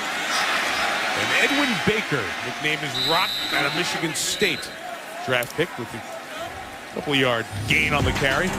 Well, the 15-1 season went away very quickly. And, John, it was more big plays that we saw a lot against the Packer defense, and errors of missed tackles and big plays just biting them at the worst time in the playoff game. Yeah, missed tackles will kill you. And obviously not making plays down the field on the football. Those are two areas that have to be addressed for Green Bay to get back where they want to go. There's Eric Walden. He's going to be suspended, excuse me, Mike, for the first game of the year. But Walden has been a starter around here for a long time. Green Bay's got a few players that have had discipline problems with the league. Walden's one of them. And here's an outside linebacker pass rusher that can make plays. This is just a nice inside move and nice delivery there by Walden. Yeah, right past Cordell Bell. You mentioned he will be suspended for the first game, a November arrest after a dispute with his live-in girlfriend. He pleaded no contest, and the league suspending him for that regular season opener. Walden still trying to make an impact in the preseason. Mike Neal and Anthony Hargrove are the other players who face early season suspensions. We'll see them in the fourth quarter as Brinkley takes it past the original line of scrimmage, but shy of the first down. San Diego will punt. But, you know, going back to the missed tackles, we've been watching that carefully tonight. They missed a couple tackles in the secondary in the first half. Some of their young defenders. I know Casey Hayward missed a tackle. Jerron McMillan missed a tackle. I called it. I blamed Jarrett Bush and Morgan Burnett, Mike, so I've missed a few plays as well. But they are expecting these young secondary players to help them. And believe me, Mike McCarthy's going to monitor that throughout the preseason. That's important because Dom Capers even talked about it. We've tried every tackling drill under the sun. We can't miss as many tackles this year as we did last year. The offense scoring all those points and all those yards covered it up, but it came through in the playoffs. Hard to criticize a 15-1 game, Mike. That's a good point. He was one of the best players this franchise has ever seen. Junior Seau, their 5th overall pick in 1990, 12 times to the Pro Bowl. All the great stats, his sacks and interceptions and fumble recoveries. A couple of decade career in the league. And it was just over 3 months ago he was found dead May 2nd, at the age of 43, taking his life. And the Chargers had a ceremony here 9 days later honoring Junior Seau and his production with this team and this city. Such a great connection with the San Diego fans. And they announced his retirement of 55 at that ceremony, and his number 55 will be put up with Dan Fouts and Lance Allworth. The Chargers' first home game in the regular season here in 2012. It's a little hard to believe Junior Seau is no longer with us. You guys got it on the backside. Hey, let's go flag 94, flag 94, flag 94. 25-yard line, Graham Harrell. And the Packers take over. And Mark Tyler with the carry. He'll lose a couple of yards. I know from Pro Bowls to those Raider-Charger matchups that you were a part of. You crossed paths with Junior Seau a lot. Man, we had some battles. And those were the days when Seau was in his prime, fresh out of those Southern Cal days. Then I got to coach him in the Pro Bowl. And not a lot of people I've met had more life and energy and positive optimism than Junior Seau. I don't understand it. My prayers out to the Seau family. What a great player, great person he was. He's really loved and appreciated in this community and by these fans. We saw some Seau jerseys walking into the stadium here earlier today. Another couple of yards on the loss. Again, it's Tyler, and again, it's Reyes. It's Reyes. It's number 93 who's changed his number. Cam Thomas at nose tackle. Here's 91, Reyes, holding the point of attack. But Cam Thomas, number 93, gives San Diego depth at nose tackle. Antonio Garay is an outstanding nose. Cam Thomas has changed his number from 76 to 93. They also brought in Abreu Franklin, the former San Francisco 49er, New Orleans Saint. They are deeper than I've seen in a long time on defense. It was 3rd and 11. Again, the down that gave this San Diego team so many problems last year. The challenge is not the same here tonight with the backups in, but they've been better. And to your point, John, that pass was for Dale Moss, a rookie receiver. Those guys up front, the pressure people at the linebacking core, their impact could change that 3rd down conversion rate. No question. And you talk so much, Mike, about the edge rushers. We've talked about Clay Matthews and Nick Perry for the Packers, but you have to have big bodies that can push that pocket. I don't think Green Bay's been the same since Colin Jenkins left. And you remember Jamal Williams, who played with Seau all those years at nose tackle. You need powerful inside people that can push the pocket and help those edge rushers. The unsung heroes. Packers shaken up on that punt coverage back at the 30-yard line. A 39-yard kick as they look at the injured Packer will step out. Another injury on the Packers defensive end, and a player who's in the mix at the cornerback position, Devon House, 2nd year out of New Mexico State. He was their 4th-round pick last year. He was the gunner on special teams coverage there and flexing that left arm and shoulder area. It's Pepper Burris, the trainer, talking to Mike McCarthy. The 37-yard line. Jarrett Lee remains the quarterback. The screen intended for Evan Baker. Couldn't bring it in. You know, Daniel Muir, Mike, excuse me, he's made some plays. You know, he's had some success in this league with the Indianapolis Colts. When you're a defensive lineman and you're rushing the passer, you read the screen. You've got to read out of the rush and pursue the screen. Not often you see a big fella like Daniel Muir close and cover ground like that. Impressive. He initially made it to the NFL as an undrafted player, first in Packers camp, and then started in the Super Bowl with Indianapolis for 4 years. He played on the Colts defensive front as Jackie Battle. There he is again, Muir. Some of these veteran players, they get at this point in their career, they get put into the ball game, middle of the 3rd quarter. They know they've got 12 to 18 snaps to show their stuff.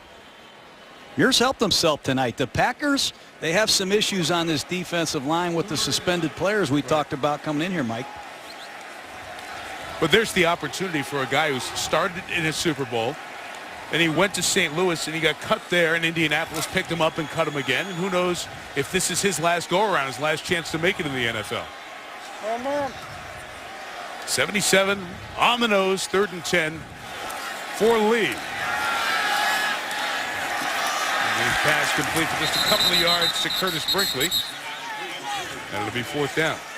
DJ Smith, Brad Jones tackle the running back who went to Syracuse. A lot of 3-man rush tonight from both teams in long yardage situations. They force a quarterback to check the ball down, and you have to rally and make tackles. And so far, Green Bay's done a nice job making those tackles short of the sticks. It's amazing how different these offenses look without the quarterbacks, obviously, but Jordy Nelson, James Jones, Greg Jennings, driver on the other side for Green Bay. The flag is thrown here on this punt that goes out of bounds. The Charger offense without their big play guys, Malcolm Floyd, Antonio Gates.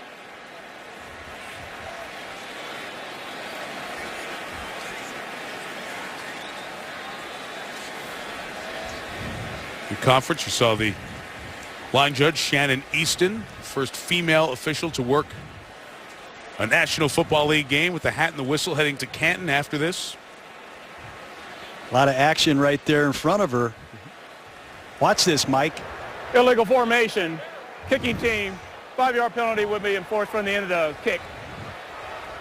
1st down. Shannon gets in there, breaks it. I love this. I think this is great. First woman to ever officiate a game in the NFL, going in there, breaking it up. Way to go, Shannon. She was a 6-time national judo champion. I'm telling you. Yeah, at the age of 11, she was accepted to the U.S. Olympic judo training program. Was the youngest to ever be put into that program at that point. So she certainly found herself in situations that she was breaking that glass ceiling over time. And there's Sean Slocum, the special teams coordinator, with a word for her on the sideline. Packers taking over at their own 32.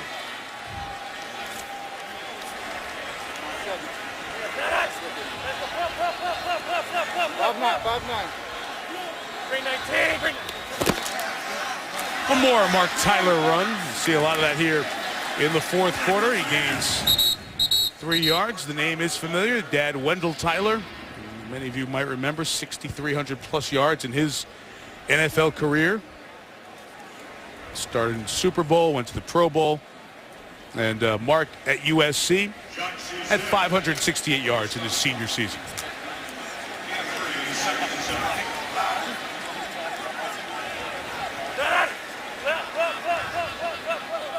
Oh, 319.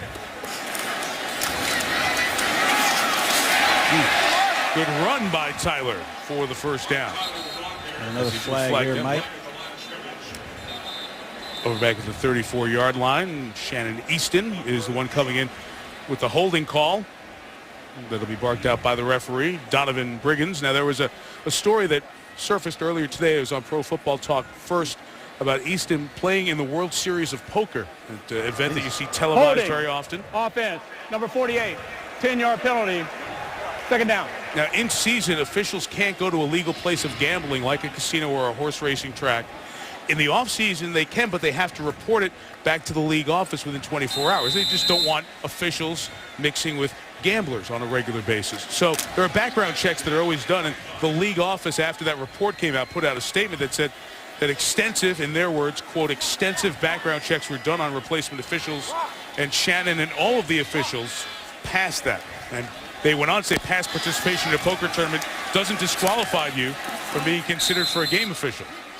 That pass caught by Dale Moss. Gosh, Mike, I mean. No, I don't think we're going to look for the next. You can't do anything with you walking around John, town, just man. reading the story. He's playing a little poker, jeez. I don't think we're going to go to the World Series for the next pool of officials.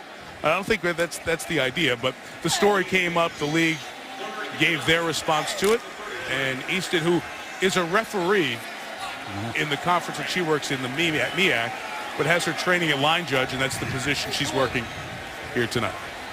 hey, dual lead. I thought you'd enjoy all this referee and official talk. You know, it's the way you've wanted to start the season. Graham Harrell stepping up. A 3rd and 9 throw is complete to Kerensky Gilliland for the first down. You know, Graham Harrell ran 5 flat or more coming out of Texas Tech, but he doesn't look like it. He's light on his feet. He moves around better in the pocket than people think. But it's these second reaction plays. Watch him. Drops back to pass in rhythm. Nobody's open. He scrambles, and they coach these receivers how to uncover. They call them second reaction plays in Green Bay. That's 2 of them tonight for Graham Harrell. Nice work.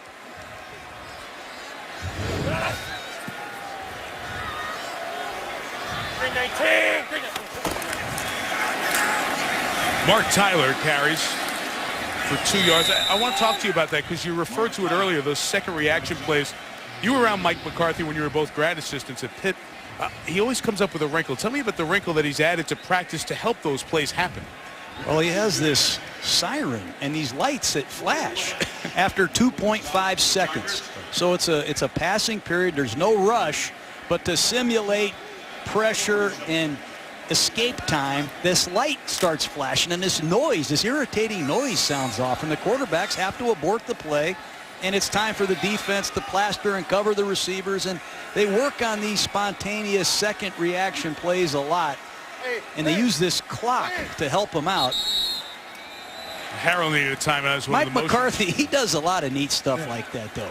But show everyone, because these are plays we see Rodgers make every game. Yeah, you really, as a general rule, can't ever count on having any time to pass, but watch this. You drop back to pass. There's nobody open. You got to scramble, but if the protection's there, you throw the ball on time inside of 2.5 seconds. That's just the Green Bay Packer rule. that they use with this clock. You can see we have all these fancy things working downstairs. That's the point I'm making, is when that 2.5 second time goes off, It's time to get the ball off. you hear these lights and you hear this noise, and off goes Aaron Rodgers, and they try to create plays, and they make a point of it. They coach that way, they practice that way, and they play that way. And John, I thought it was interesting when Mike McCarthy said, because all you guys with all this time off as coaches, you chart everything under the sun. And he said about 6 times a game, you'll get a situation where you will complete, especially with Rodgers, a play that 2.5 has come, that siren goes off in practice or in your head. Now you're scrambling, and you hit on those plays that keep drives alive on 3rd down. So it's a very important part of this offense. And they drill it during camp. Screen to Tyler, gets to the 43-yard line. And not only that, Mike, ends. Rodgers has scrambled for over 80 first downs in his 4-year career. Yeah. And he's probably thrown for thousands of yards. Just good, solid work by this Packer coaching staff. After 3, 7-point Charger lead.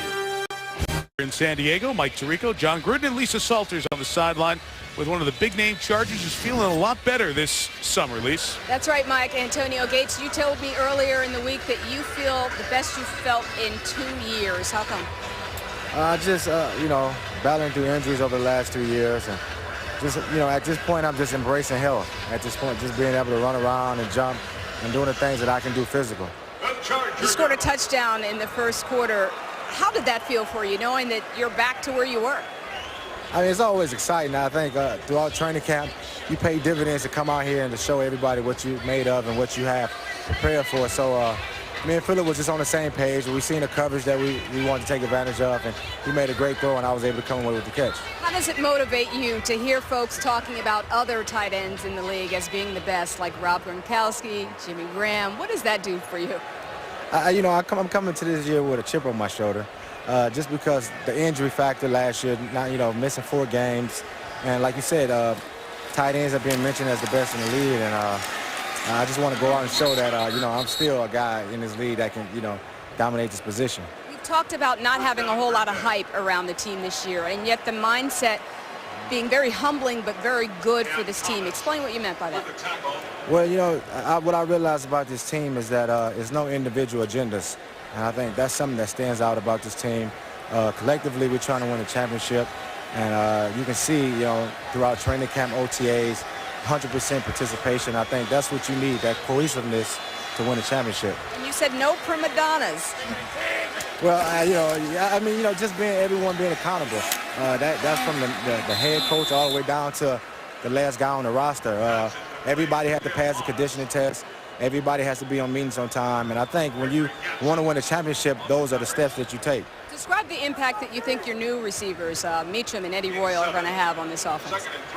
Oh, well, they bring a different dynamic to our offense, and can't wait to see Eddie get out there. He's been battling a couple of injuries. But just being, knowing Eddie and knowing Meacham and what they can bring to the table can definitely help us, open up things for me, open up things for the running game, and it can definitely help us be a better team. All right, thanks for your time, and have a great season. Mike? All right, Lisa, thank you. John, it was May of 2003. The draft was done. Yeah. 19 teams are at a workout for Antonio Gates. San Diego signed him, and he is now the all-time Charger leading receiver. Broke Charlie Joyner's record. He's 7 receptions away from 600 in his career. Yeah, he shows up at our practice field in Tampa Bay. Dwight Smith, one of our safeties, shows up with Antonio Gates. He says, hey, Gru, Gates wants to play for us. He was a basketball player at Kent State. Oh, yeah. I said, Dwight, what do you think this is? A tryout camp? Gates walks in yesterday. He says, hey, Gru, you should have signed me. You'd still be coaching. How dumb am I? Harrow on 3rd and 3. I said no to Antonio. I said Antonio Gates home. Well, you weren't alone. I'll never get another job coaching. I guarantee you that. You weren't alone. But what a career it's become. And I love what he told Lisa, and we were talking to him about it this week, motivated by the other guys now. He's yesterday's news at the tight end position. Now it's Gronkowski and Jimmy Graham. Good for him to find that motivation, and if healthy, maybe they can put up big numbers. There's no question. Packers going to go for it on 4th and 3. Down by 7.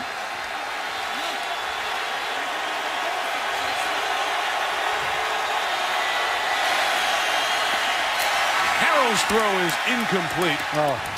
But a penalty marker comes in, and then another one. Well, I don't know. They got number 31 for the Chargers. I think it's Gaston, Greg Gaston out of Arkansas. Mike McCarthy says that ball wasn't catchable. We'll see what the officials say. It was a hot throw, free blitzer right in Graham Harrell's face. Pass interference, defense, number 31. The ball will be placed at the spot of the foul, automatic first down.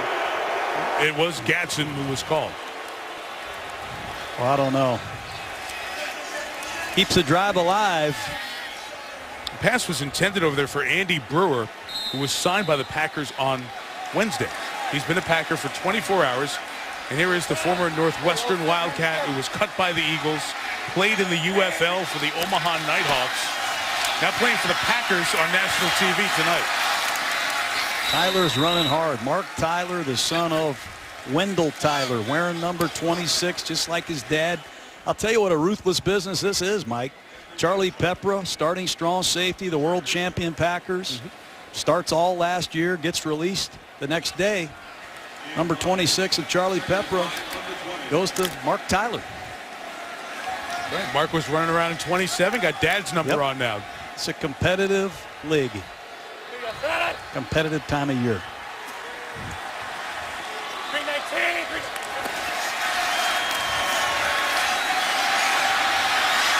Harrell keeps it alive and throws complete on the sideline to Dale Moss. He's a rookie out of South Dakota State. He, like Gates, was a basketball star first. He played 1 year of football after 4 years of basketball at South Dakota State. Not to beat a dead horse, another second reaction play by Graham Harrell, and they're going to go quick.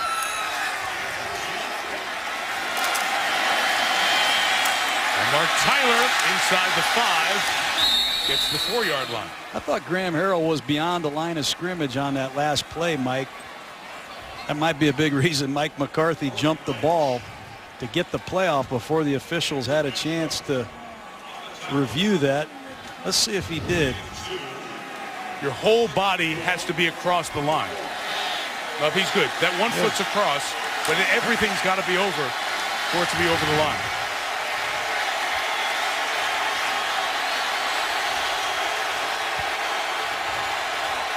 The catch may have been a different story on the reception on the back end of that.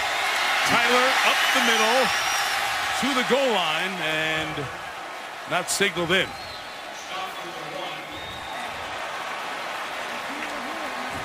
See the rookie Andrew Datko at right tackle, former Florida State Seminole. They're slamming this ball behind number 77. Lead back Mark Tyler. See the ball with the elbow is down there, and then he advanced past the goal line. Harrell, as we get to play 14 of the drive, will take timeout. 11:25 to go. Could be a tying score coming up here.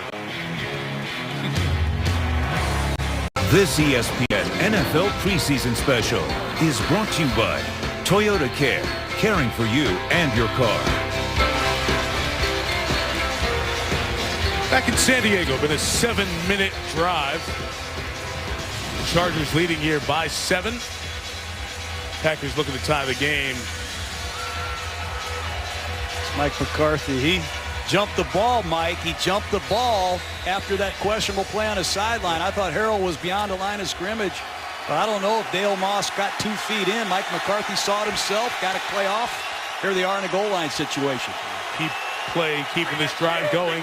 It's now 3rd and goal at the goal line. Mark Tyler gets his way in for a Green Bay touchdown. That's an old-fashioned Packer play. High formation, reverse pivot. Odd numbers are to the left. Call it 15 blast. Well, John, go back to the play you were talking about earlier, the Harrell pass to Dale Moss. Yeah, I saw the turf monster get Moss there, but he shows second effort here. He gets up, makes a play, but clearly only 1 foot in bounds, in my opinion. You might give him a dot. You might give him a dot the eye. I'd like to see that play reviewed. He might have dotted it on the hash there, on the line there, and Mike McCarthy's one of my favorite coaches in the NFL. Absolutely. There's no reason to play for ties in the preseason. I say give Moss the catch.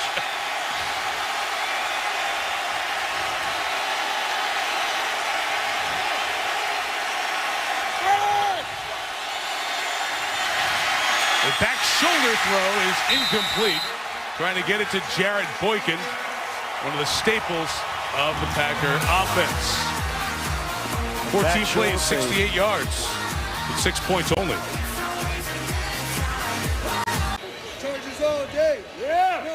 Yeah, they're hoping for more happy days here at Qualcomm Stadium, San Diego. This is just a warm-up for Monday night. We'll get to go to Oakland in the Black Hole. Oh, that'll be quite a scene, I promise you.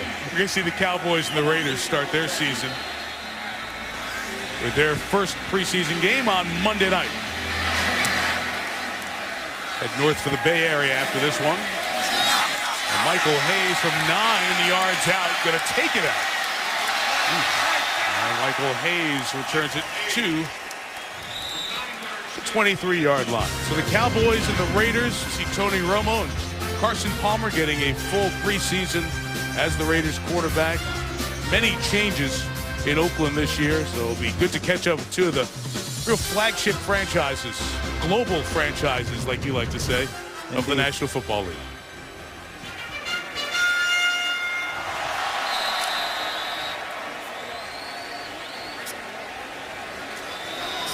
It has been since Phillip Rivers went out after a couple of drives, all the rookie out of LSU, Jarrett Lee. The team leads by 1. Lee pressured and goes down. Sacked by Victor Soto. Number 97 for the Packers. A new Packer is on the sideline with Lisa.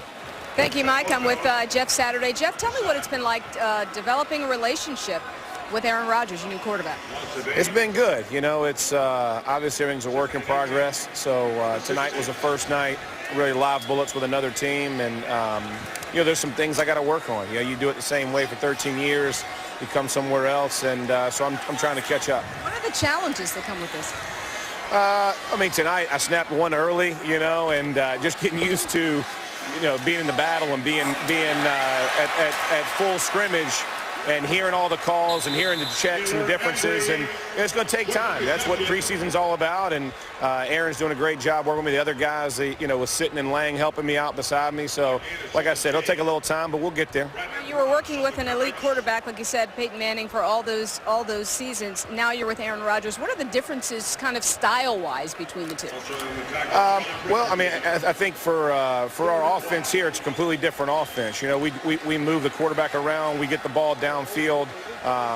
So it's just a different offense as a whole. Both quarterbacks are fantastic players, obviously both MVPs, so I'm lucky to play in front of both of them. John Gruden was saying earlier in our meeting, he wants you to actually be definitive and make a choice. Peyton Manning, Aaron Rodgers. Who would you rather snap it to? You tell John he gets paid by the media. I don't, but I work for a living, so I got to keep everybody happy. Both are phenomenal players. I'm glad to be in Green Bay. All right, thanks for your time. Have a good season. Thanks a lot. Mike. Thank you, Lisa. I should ask you that question. Man, that's like catching a Major League All-Star game. You know what? Right. Imagine snapping a Manning and then coming to get Rodgers. I'm thinking of our friends in Indianapolis, the people in the Circle City. On their TV tonight, they've seen Peyton Manning in a Bronco uniform and now Jeff Saturday in a Packer. Wait, just look down. When Lisa started that interview, I was like, wow, that doesn't look right. It's so long. 3 and out. Punt fair caught at the 15 by Randall Cobb. 9:02 left in the fourth quarter as we put a bow on a busy sports day that's getting even busier. Beautiful Southern California sunset. As the Chargers get set to wrap up their first preseason week. And then Dallas comes here to play next Saturday, preseason game number 2. And then the Cowboys going to spend a couple of days scrimmaging against the Chargers after their game. Graham Harrell still in at quarterback, down 1 of the Packers. And Mark Tyler with the run to the 20-yard line. Jonas Mouton in on the tackle. John, we mentioned Green Bay put a defensive imprint on their draft, first 6 picks. San Diego as well, first 3 picks on the defensive side. Yeah, we've talked about Ingram enough, I think, and Reyes, 2 defensive up front 7 players. But Brandon Taylor, 3rd-round draft choice out of LSU. You see him out there wearing number 28. I think they're grooming him to be the future at strong safety, and that's been a turnstile position here for the last several years.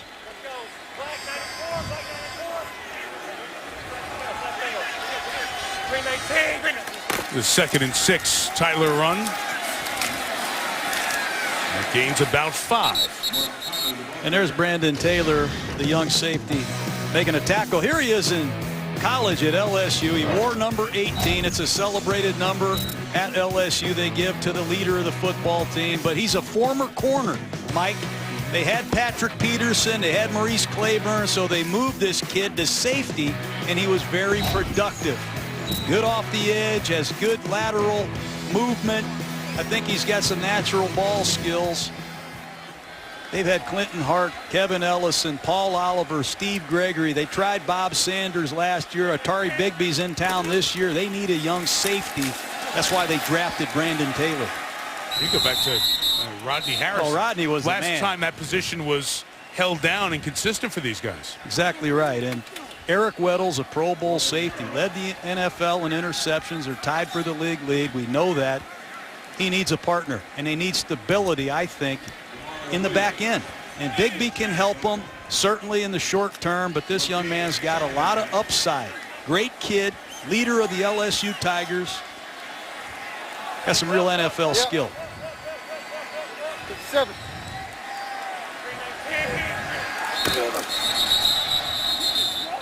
The false start penalty. You heard Linda Cohn in the Sports Center update. False start. Offense, number 72. 5-yard penalty. 2nd down. When we went to break last time, you see in the bottom line that breaking news of the major move in the NBA in Southern California. I have some Laker fans obviously down here as well. The move that will be the top story coming up on Sports Center along with all the NFL stuff. Dwight Howard to the Lakers. So after all the talk and the conversation about where the Orlando center would go, Howard out here to the Lakers, and Andrew Bynum ending up with Philadelphia. Other pieces in the deal that you saw on the bottom line. They'll break it down on Sports Center, but a trade call with NBA officials scheduled for tomorrow. That has to happen to make an NBA trade official. But big news in Southern California for the Lakers. Here is Tyler out of USC. After the penalty, gets back to the 28-yard line. And Darryl Gamble got rolled up on a little bit. John, you mentioned the safety position for the Chargers, and Eric Weddle did double take when we met with Phillip Rivers. Just obviously always praise your own guys. He said, I honestly think Eric Weddle's the best safety in the NFL. And he said, I know you're going to mention Polamalu and Ed Reed and all the other guys. I just think what Eric Weddle's done defensively for our team, he is right there with the best safeties in the NFL. High praise for a guy who got some all-pro recognition last year. Had a terrific season. Harrell throws it back across the middle for DeMarco Cosby, and it's incomplete. Once again, Harrell does a nice job keeping the play alive. And when you're a young player, it doesn't matter if you're on special teams playing offense or defense. You've got to make these plays. That time, DeMarco Cosby, the young tight end, dropped the football. Would have been a big first down.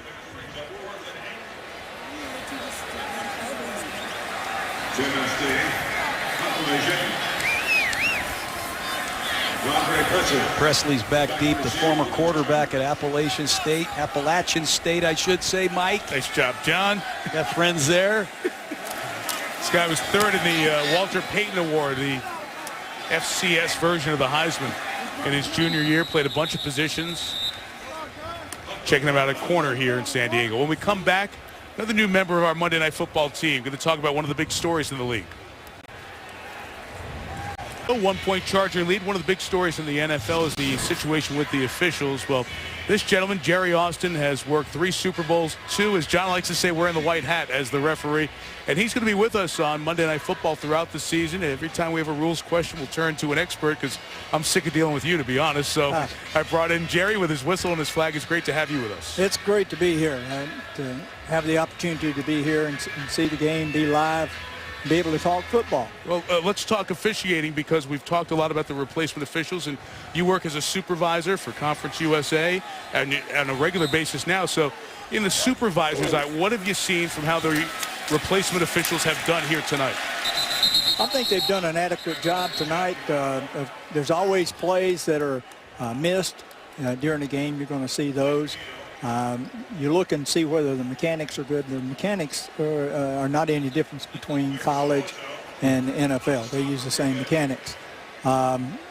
There are some hesitation, but it's like having 7 rookies on a crew out there working tonight.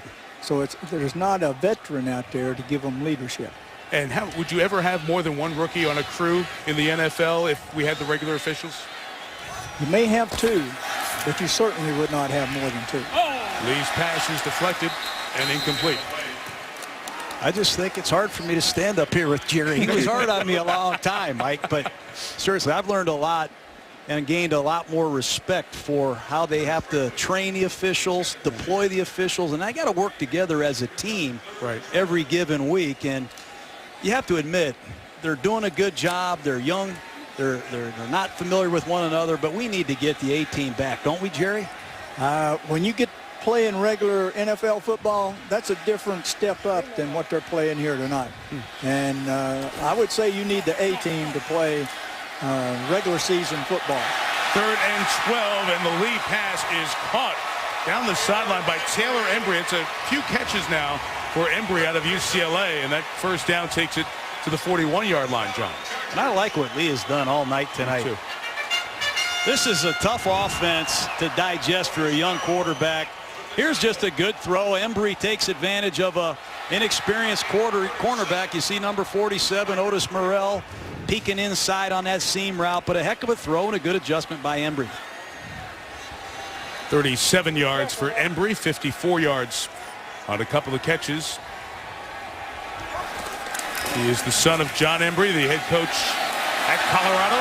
Curtis Brinkley turns the corner, and a nice run by Brinkley. A lot of discussion of Shannon Easton, the line judge, working. First time a female official has worked in the game. Specifically, how has she done this evening? I think she's had a good ball game. She's threw one holding call that was clearly there. A second holding call she made on a run up the middle. I'm not, I would question that, but that happens during the course of a ball game. She is in her first ball game, and she's having to make adjustments. Jerry, with the regular officials, and again, there's a labor dispute going on over finances, pay, and pension down the line. This pass complete to Philip Payne for the Chargers, who takes it to the 15-yard line. How long would it take to get the regular officials back up to speed and ready to work in the NFL? What I'm being told is that the regular officials are having study sessions. They're working on rules tests, and they're making preparation as they would in the off season. Now, they haven't been to a training camp, and they haven't been to a clinic, but a clinic is just to clarify what you're going to do. So that's something that could be done with a conference call, in my opinion. I think given the years of experience that your regular officials have, they may not be at their best on the first game back, but by the second game, they'll be in top season form. And we had this in 2001. There was replacement officials working the last preseason game, then the first regular season game, then 9/11 happened. We had a little pause in the NFL season, obviously, and the regular officials came back after that. Yes. We look forward to having you here. I'm glad to be here. It's going to be fun. Jerry Austin's going to be with us all season in the booth, on the road with us on Monday nights. So, John, I no longer have to fight you on my own. I'll tell you what. You have a security blanket, and it's an official. Never thought I'd say that about you. 2nd and 9 for Lee. That pass is caught at the 3. Mike Willie. Well, that's impressive. I don't advise this to any young quarterbacks at home, being late to the outside, but Jarrett Lee is showing Norv Turner one thing tonight, and that's that I can throw the football to the wide side of the field on an outside breaking route. That ball is humming. You don't want to be late ever in this league. Might have got away with one right there, but young Jarrett Lee has shown off his arm tonight at times. That's an impressive throw. Mike Willie, the rookie out of Arizona State, made some plays early on in camp. and the OTAs. And there goes Curtis Brinkley around the corner. He stuck the ball out trying to break the plane. That'll be an interesting one to watch. It is ruled down just shy of the goal line. Curtis Brinkley, over 100 yards last season. Let's see if he gets in. I think that right knee is down. And Norv Turner can challenge that. We are approaching the 2-minute warning. Since it's a play happening on this side of the 2-minute warning, Norv would have to challenge, even though we've hit the 2-minute mark, and he does. You see those red dots that we've added to the scoreboard at the bottom? Those are for challenges. The last one will be used here by Norv Turner on this side of the 2-minute warning. We've hit the 2-minute warning, but this is a Charger challenge with the ruling on the field that it was down technically at the 1, but just inside.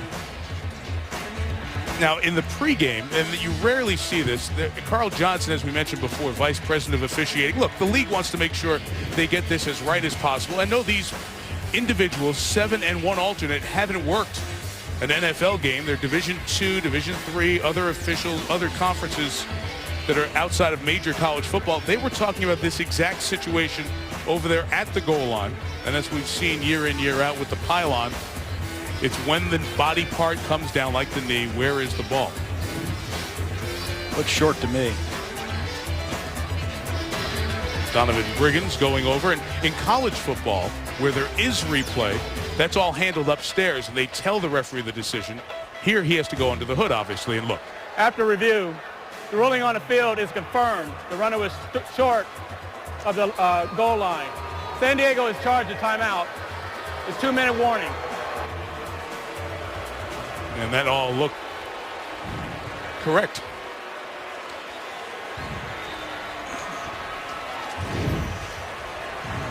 Carl Johnson there, VP of Officiating, got to look up at the board and said it was short, so the correct call was made on the field. And by the way, in stadiums this year in the NFL, everything the referee sees under the hood is going to be shown on the big screen in the stadium. And the league has it so it's just an in-stadium experience. We're not going to be able to show it to you on TV. You're going to see our same replays, but real time, what you're seeing under the hood is going to be seen in stadium, trying to help them out with that experience. 2nd and goal. Brinkley's the back. He's over the top. And Curtis Brinkley in for a Charger touchdown. I could officiate that one. Up and over. Nice drive, and Jarrett Lee, young quarterback from LSU, again doing a nice job with his Charger offense. Reverse pivot right behind Jacob Hester, the lead back. Nice effort by the former Syracuse Orange, Curtis Brinkley. I know Curtis's story is one of your personal favorites of any individual in the NFL coming back from adversity. That's an amazing story. You need to tell that. It's a tribute that this young man is alive. Gunshot wound. Tribute to him.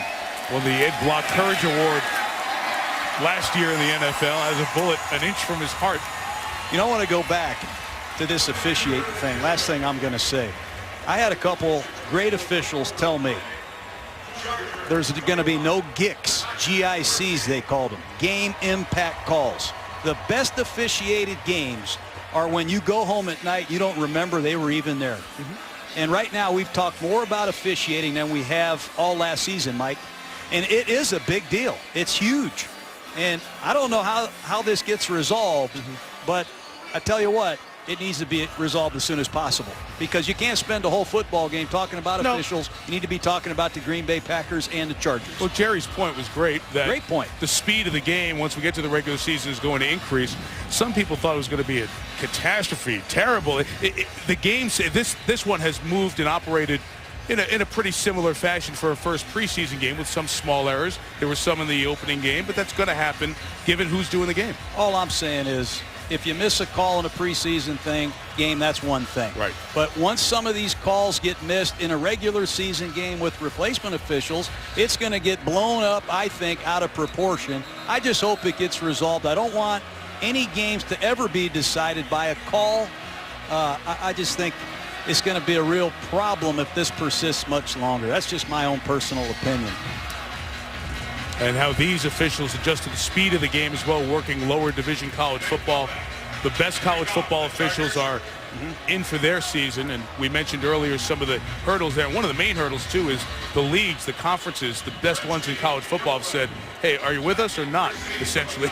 You can't go job share. You can't go to the NFL for a few weeks, but we're going to schedule your spot away. So 21-13, Packers down 8, still a one-possession game if you choose to go for 2. And Kerensky Gilliland on the return. Out to the 24-yard line, Michael Hayes. How about B.J. Coleman, Mike, the young quarterback from UT Chattanooga? Yep. Going to come in here for first debut here in a 2-minute drill. That's right. And then right after he's done with that, Sports Center, the RG3 debut. Talks about that Michael Vick injury scare with Philly and the Dwight Howard to the Lakers 4-team trade. Steve Levy and Linda Cohn coming up with that as soon as we're done. John mentioned the third-string quarterback, 7th-round pick out of Tennessee, Chattanooga. And B.J. Coleman's throw is caught by Jared Boykin for the 29. He started at Tennessee, right? Yes, he did. Played for Phil Fulmer, offensive coordinator David Cutcliffe. Coaching change. Lane Kiffin came in. Things didn't work out. He went on to UT Chattanooga, had a nice career, over 6,000 yards. Represented by Bus Cook, Mike. He's throwing the ball down in Hattiesburg with a guy named Brett Favre. Pretty good Packer quarterback in his own right. Look at this throw. Strike towards Boykin and incomplete. Mike McCarthy told us last night he's got a lot to learn, but he really has ability and kind of that gunslinger, quote-unquote, mentality off mentioned with quarterbacks. Yes, he does. And look at Graham Harrell and Aaron Rodgers. They love this young kid. He's a fiery young man. He comes to work every day. A little bit naive, they say. They can tell him to do anything. He'll do it. But right here in a 3rd and 5 situation, get the first down first, get a new set of downs, and see if you can make a play and bring your team back. There's that rocket arm in there. Beautiful throw to Jared Boykin. Touchdown for the first down at the 42. This kid can throw the ball. Saw him in the East-West All-Star game, did some good things. He can operate underneath the center or in the shotgun. Here's a slant pattern to the wide side of the field. Clear catch.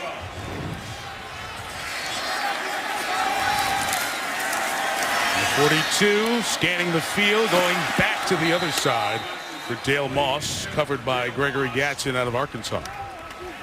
Gregory Gatson defending on the play for the Chargers. It will be pass second and 10. Mike McCarthy and Green Bay play all 4 of their preseason games on Thursdays. Cleveland comes to Lambeau.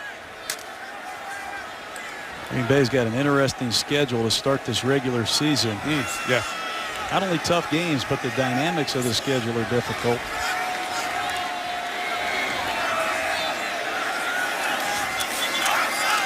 The 42, Coleman. Hot and high, incomplete. They open with the Chargers on a Sunday, then have a short turnaround, which every team's going to have to do at least once this year to play the Bears. Well, Green Bay plays the San Francisco 49ers at home on a Sunday afternoon game. Then on a short turnaround, they play the Bears. 2 physical football games within 4 days. Then a long trip to Seattle. They come back, play at home against the Saints. That's why Mike McCarthy has kept them out of rhythm in terms of the schedule. In training camp, they practiced at night, they practiced in the morning, they practiced in the afternoon. He wants his team to get used to playing and operating under duress, different schedules, and it's just another creative thought by, I think, a great head coach. Ricky Elmore had made the pressure there for San Diego, forcing us to 4th and 10.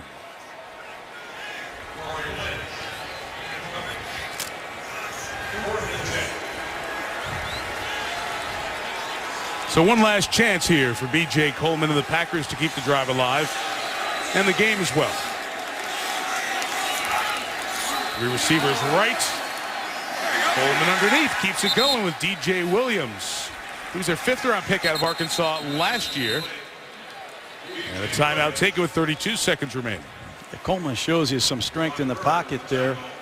There's congestion all around him. He stands tall in the pocket. Finds D.J. Williams, the John Mackey Award-winning tight end out of Arkansas, who's had a real nice camp. And we know Mike McCarthy likes to use tight ends creatively. Corliss, their young tight end from Penn State, has an injury right now. Finley has been nursing an injury. Nice to see DJ Williams step up with the game on the line, make a big play on 4th down. You're getting excited for overtime, aren't you, Mike? I was just thinking about that. Mike McCarthy went for 2 before to ensure we didn't have a tie. What do you do now? You know? It's a long flight home to Green Bay. I know that. But these young kids, look at the concentration in their eyes. Look at the fire from Coleman in the huddle there. Exactly. You see Boykin right there, number 11. He's the all-time leading receiver at Virginia Tech. They've got some young players. Mark Tyler, number 26 out of USC. This is their time. This is B.J. Coleman's first time as a Green Bay Packer. Hey, Ted Thompson, their GM, has always told us we're a draft and develop organization, and you see just the depth. It's hard to cut people from the Packers roster. They have a lot of good people year in, year out. Coleman setting up the screen for Tyler. Pursued and knocked out by Elmore and recovered by Brock Bird to end the proceedings. Boy, that Ricky Elmore, I tell you, he's a former Green Bay Packer, I believe, Mike, a former 6th-round draft choice. Was released, been around a little bit. What an effort play it is against his former teammates. Number 50, watch him on the right side of your screen. Here's the screen pass. He goes and gets it. That's Brian Urlacher. Like, I love effort plays. That'll get Norv Turner, Joe Barry, the linebacker coach's attention. What did I just say? Packers are a draft and develop organization. Sometimes there's not room for everybody. That guy was released. Out here now, makes a good hustle play. Thanks for drafting me. Very good college football player. Played with Brooks Reed at Arizona. And nice win for the San Diego Chargers. A lot of young players contributed, Mike. Jarrett Lee played the whole game other than those first 2 drives. Rare that you see that in the first preseason game. Kevin O'Connell from San Diego State, 3rd quarterback, didn't get in here tonight. All right, partner, off to Oakland. See you up in your old stomping grounds, Black Hole. Raiders Cowboys on Monday night with Lisa Salters, John Gruden, our Monday night crew, Mike Tirico. So long from San Diego. Presentation of ESPN, the worldwide leader in sports, where SportsCenter starts now.